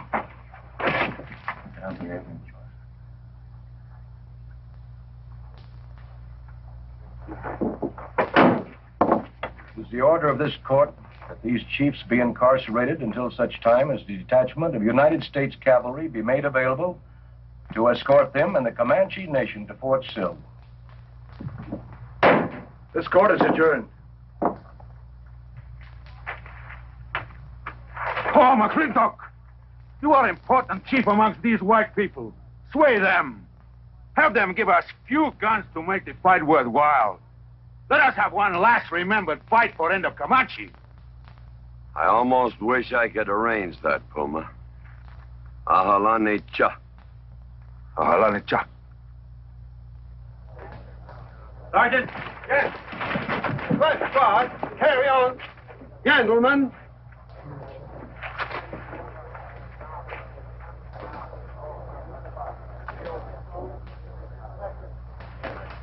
Sad, these changing times. It isn't the times that are changing, Mama.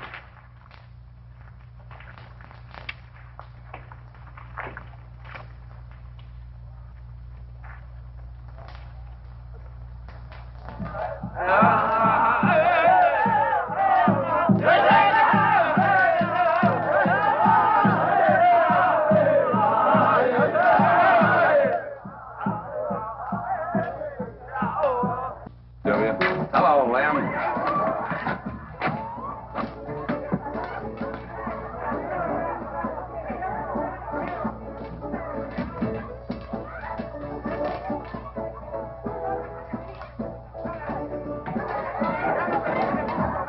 Bunny? Oh, howdy, McClintock. Hey, figured you'd be belly down drunk by now. I've been doing some drinking, Bunny. Is that boxcar still on the siding? Well, sure, but... But what? Well, I don't like it. You don't, eh? You figure if them Indians get out of there and lead the cavalry on a wild goose chase, that great white father's going to get nosy. Get nosy, and he'll investigate. When they find out how that side-saddle governor's been messing things up, they'll give those Indians a fair trial. That's live ammunition in that boxcar. You know what'll happen if them Indians get some guns in their hands? Somebody's going to get hurt. Is Puma's word good enough for you? Well, I don't... McClintock, you got yourself a partner. Leave me out of this. Hey, McClintock. Good night, Bunny. Good night, Governor.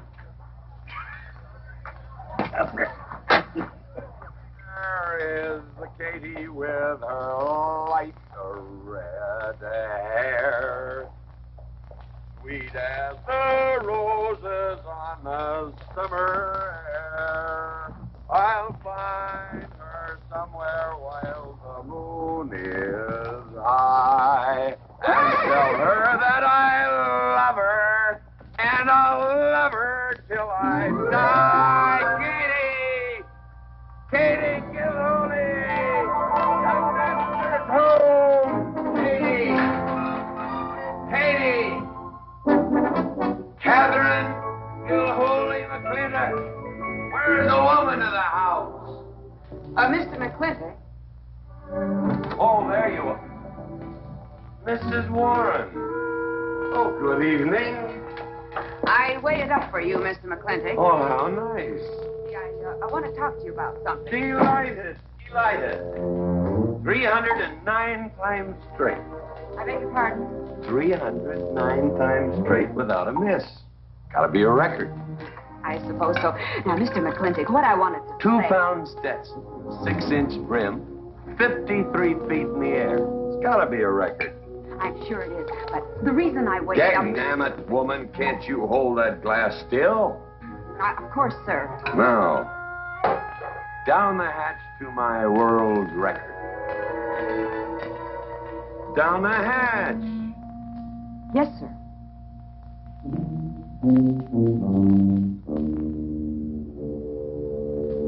And now, to the governor of our territory. The governor of the territory, sir? Now, don't you stick up for him, Mrs. Warren. You're a fine woman, Mrs. Warren. But you'll certainly go down in my estimation if you stick up for Cuthbert H. Humphrey, governor of this territory. Don't mean to Down change... the hatch. Oh, yes, sir. Down the hatch. Cuthbert H. Humphrey, governor of our territory, is a cull. You know what a cull is, man? A cull is a specimen that is so worthless that you have to cut him out of the herd.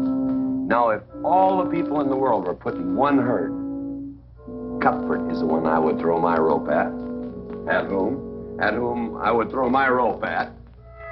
Natural born cull. Another touch, ma'am? Oh, no, sir, no. Well, I don't mind if I do. Good. Can't walk on one leg. Oh, I didn't mean to be vulgar, ma'am. Can't walk one limb. It's all right. Sounds silly. Only a bird can walk on a limb. You know my wife? Her name's Kate. She insists on being called Catherine. Do you know her? Of course, Mr. McClintock, and that's what I wanted to talk Well, to you. she thinks that Cuthbert H. Humphrey is panting for her like a bull buffalo at the first green up of spring. But what Cuthbert is panting for is my money. Don't make me feel like I'm drinking alone, ma'am. Very well, Mr. McClintock, if you insist. Down the hatch. Good.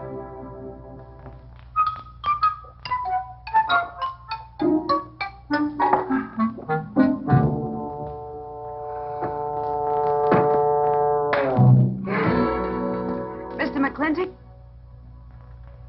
I have something very important to say to you. Very important. Guess it'll have to wait till the morning. Toodle. Oh, it's all right. It's all right. Betty, bye-bye.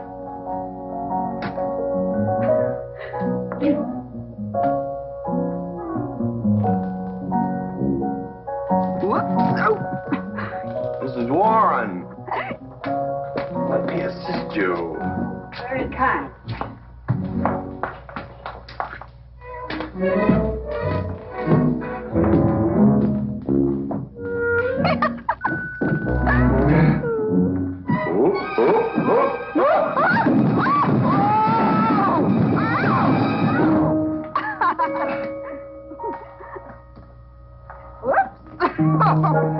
What's going on here? Now, Catherine, are you going to believe what you see or what I tell you? Mrs. McClintock, hope you won't misunderstand. It's the first 100 women sitting on his lap that I misunderstood. Number 101 is quite simple. Now, G.W. McClintock, He's gone to sleep. Just when I know exactly what I want to say to him, he goes to sleep. I waited up to talk to Mr. McClintock. I wanted to tell him I was quitting. You see, Sheriff Lord has asked me to marry him, and... Oh, congratulations. I don't want to seem prudish, but if you are going to marry Sheriff Lord, it seems to me that you're sitting on the wrong man's lap.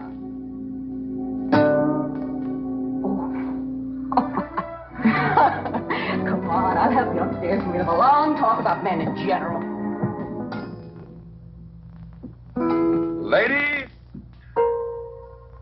one moment.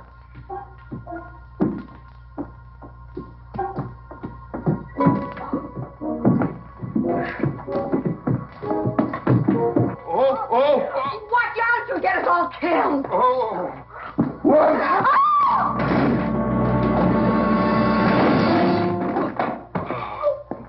Wait a minute, ladies, till I catch my breath, and I'll get you up those stairs as sure as my name is George Washington McClintock.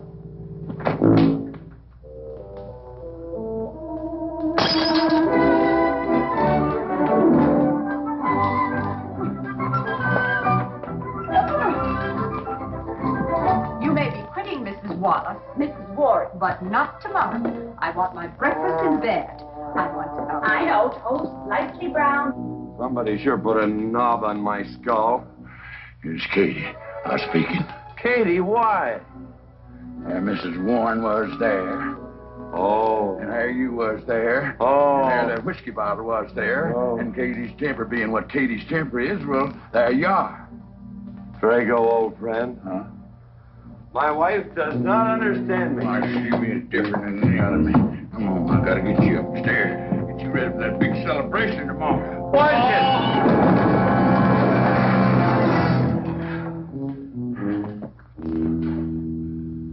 Drago, I am sleeping in the den.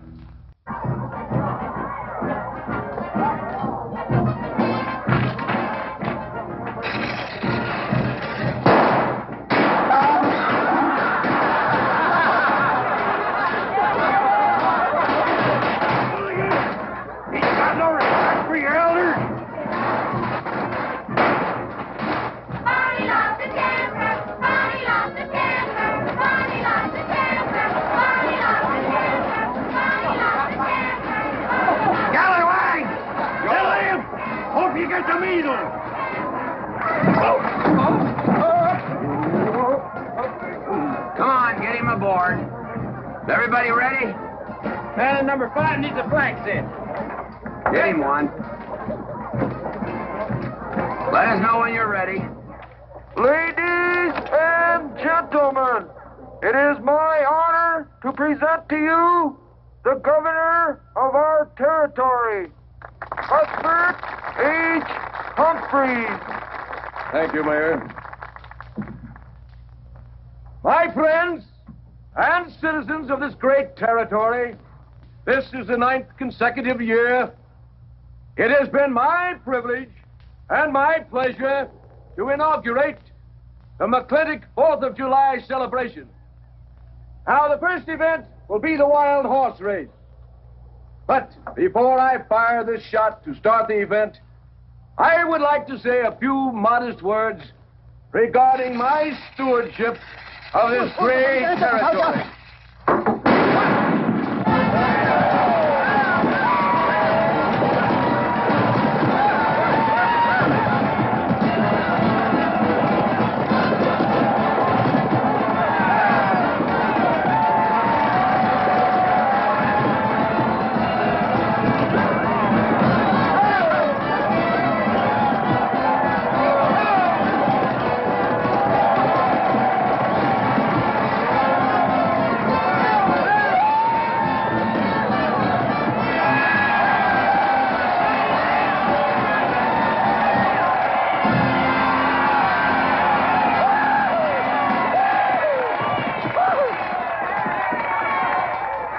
Professor Birnbaum.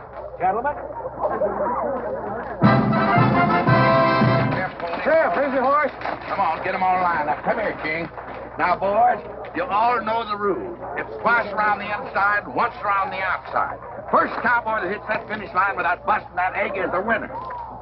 And I caution you boys about some of them eggs, because some of them eggs are last year's holdovers. All right, mount up.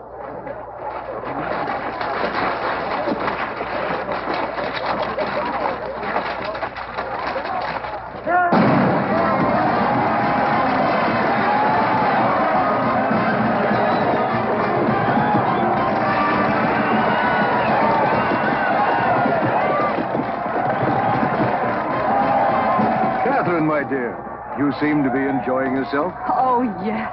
This is wonderful. It's the only thing I really do enjoy about this barbaric country, the 4th of July celebration. Well, Catherine, I've been here for 3 days. I haven't heard from you. Is anything wrong? Wrong? Well, I just hope that it hasn't been necessary for you to say anything to G.W. What are you talking about? Well, Catherine, you see, I'm in a rather delicate position, being governor of the territory and all. I just hope you haven't found it necessary to say anything about... About what? About you and me.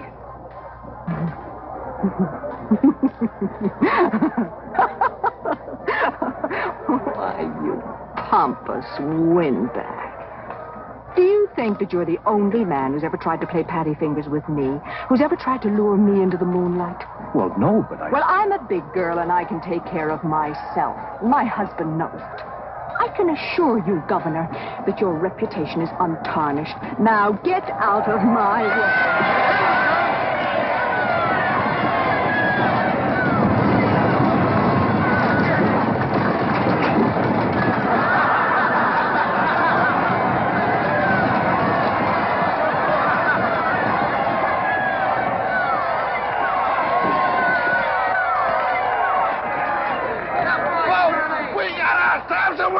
Curly Fletcher! Muzzles up, Curly! Give me the egg. Disqualified. Here you go, Curly. You'll never believe what happened over there. What? You smell a beer. Well, naturally, I'm drinking beer. Ladies and gentlemen, the next event will be a contest between the two bronco-busting champions of our territory. Remember the year I rode in that event? Wore your garters to hold up my sleeves? We had a bet, and I won it. George Washington McClintock, you are a very crude man. Well, I guess so, but that was a rough horse, like to jarred my insides loose. But it was worth it. 3 beers.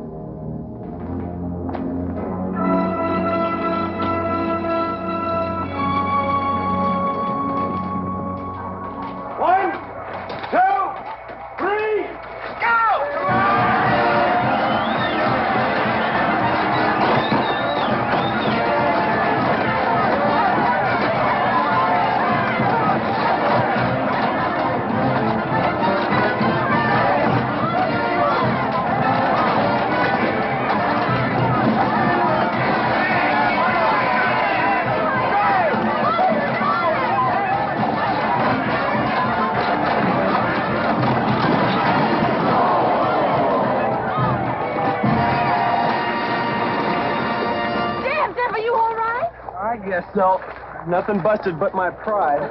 Well, that ought to even things up, Farmer. For what? Well, that sore nose you gave me the other day. Well, that ain't what's sore on him.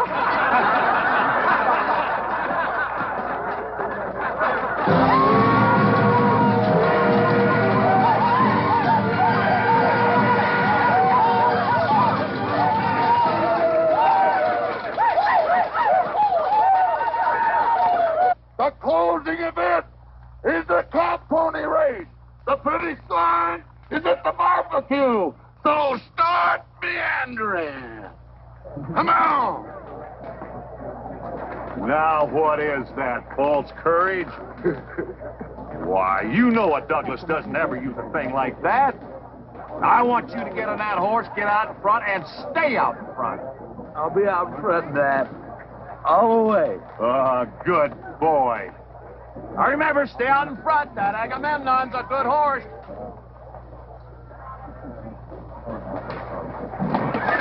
Oh, Agamemnon.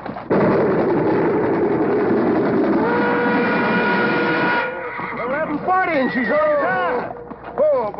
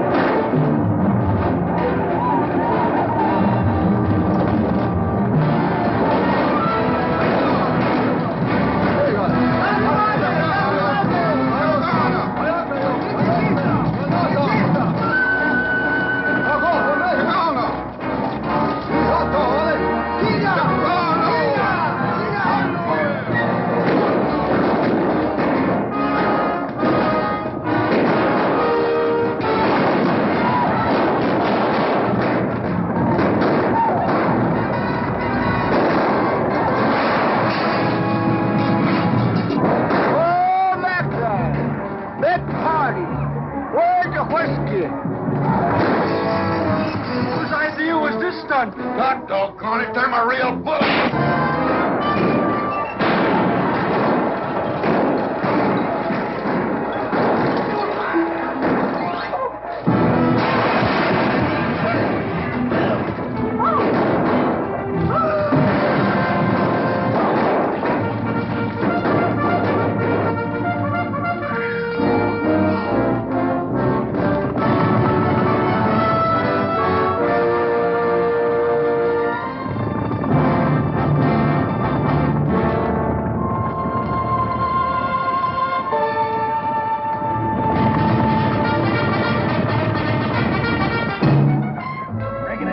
Excitement you'd want for one 4th of July, eh? Puma finally got his way, but I reckon he's riding out his last war party.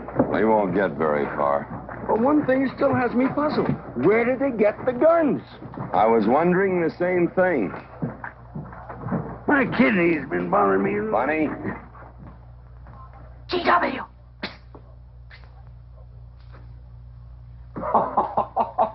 What an idiotic joke. Joke? Do you think that was a joke? Oh, shut up. You want everybody in town to see me. You look good in feathers. Oh. Deb, I think they've gone. Yeah. What are you going to do about it? What can I do? Nothing. Just like you've always done.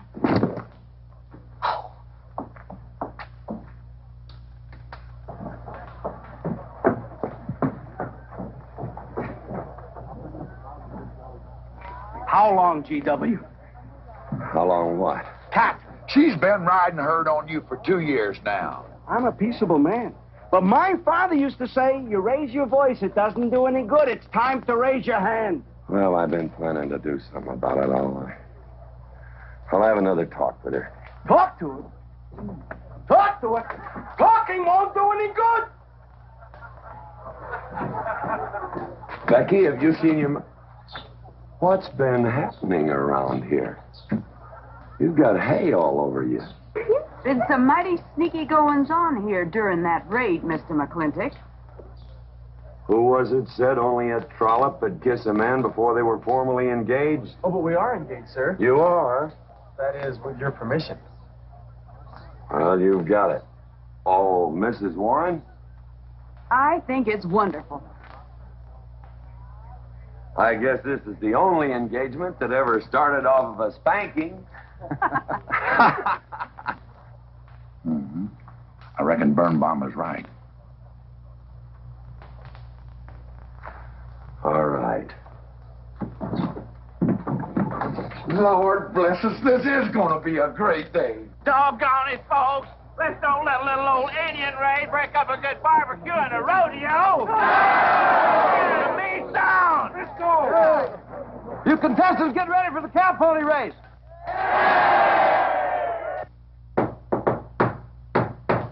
Who is it? It's me. Let me in. Not now. Are you insane? I want to talk to you. It'll have to wait. I've taken all I'm going to take from you. You are insane. You are going to tell me why you packed up, picked up, and walked out on me. 2 years ago, you remember, you came home from Denver with lipstick all over your...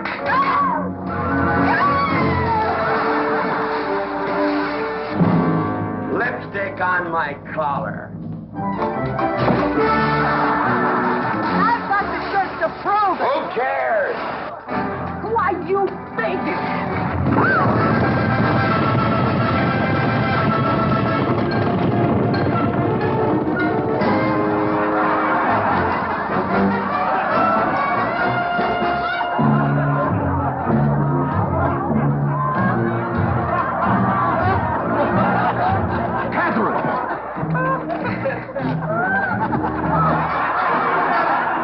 T.W., you are a ruffian. Cuthbert, you are right.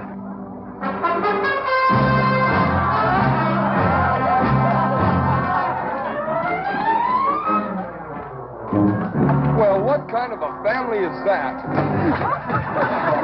The best. And danger, son. Who won the race? Who cares, Hagar? History's being made.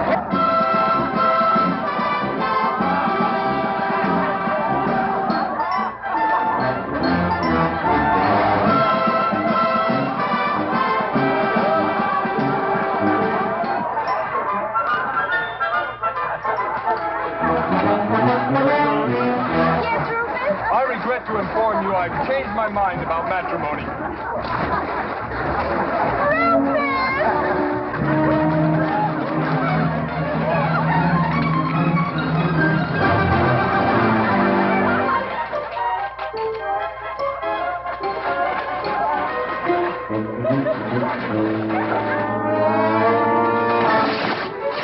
Hey, Mrs. McClintock!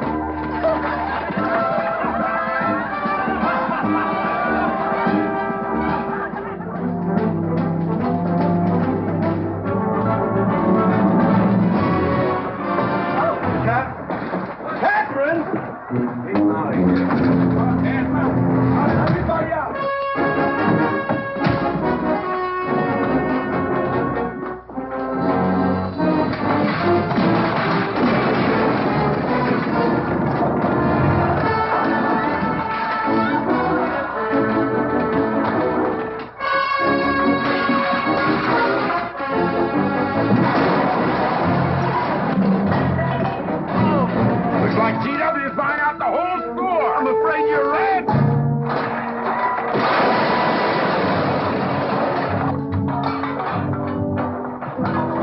Clowny family! Clowny family!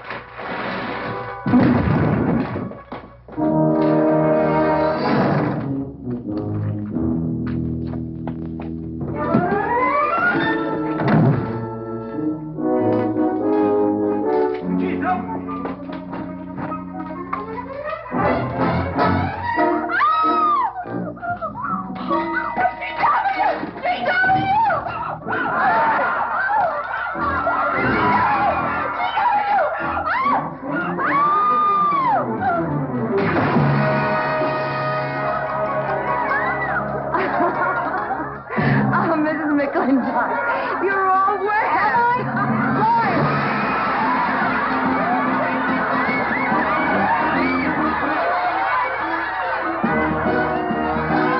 Wrong woman, T.W. Oh, pardon me.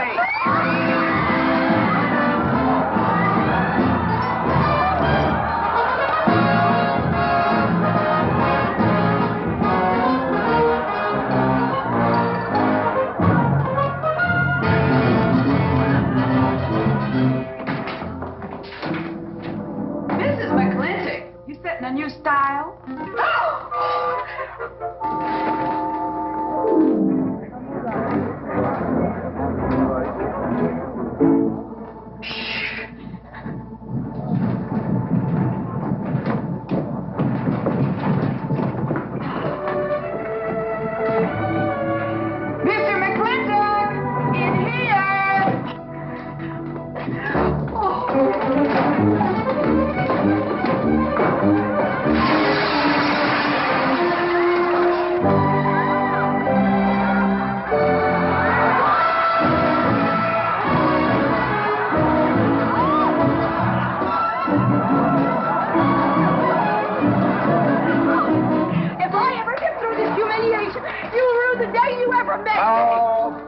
can fight all you want. It won't do you any good. You've been digging those burrs into me for 2 years. Now you're going to get your comeuppance.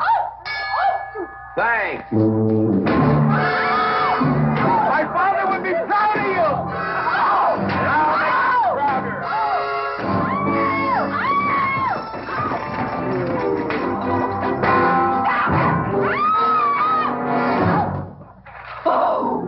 Keep it. You may need it. Now get your divorce. Home. Don't spare the horse. Home, you heard me. Don't think you're going to get rid of me that easy. Yeah.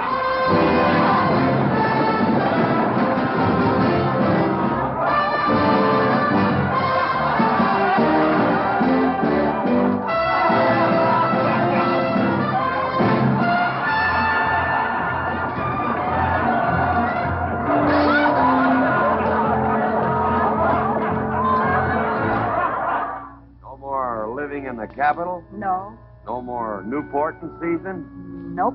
No more dancing at the governor's ball? No, GW. Happy day! 310 times without a miss. That's a record.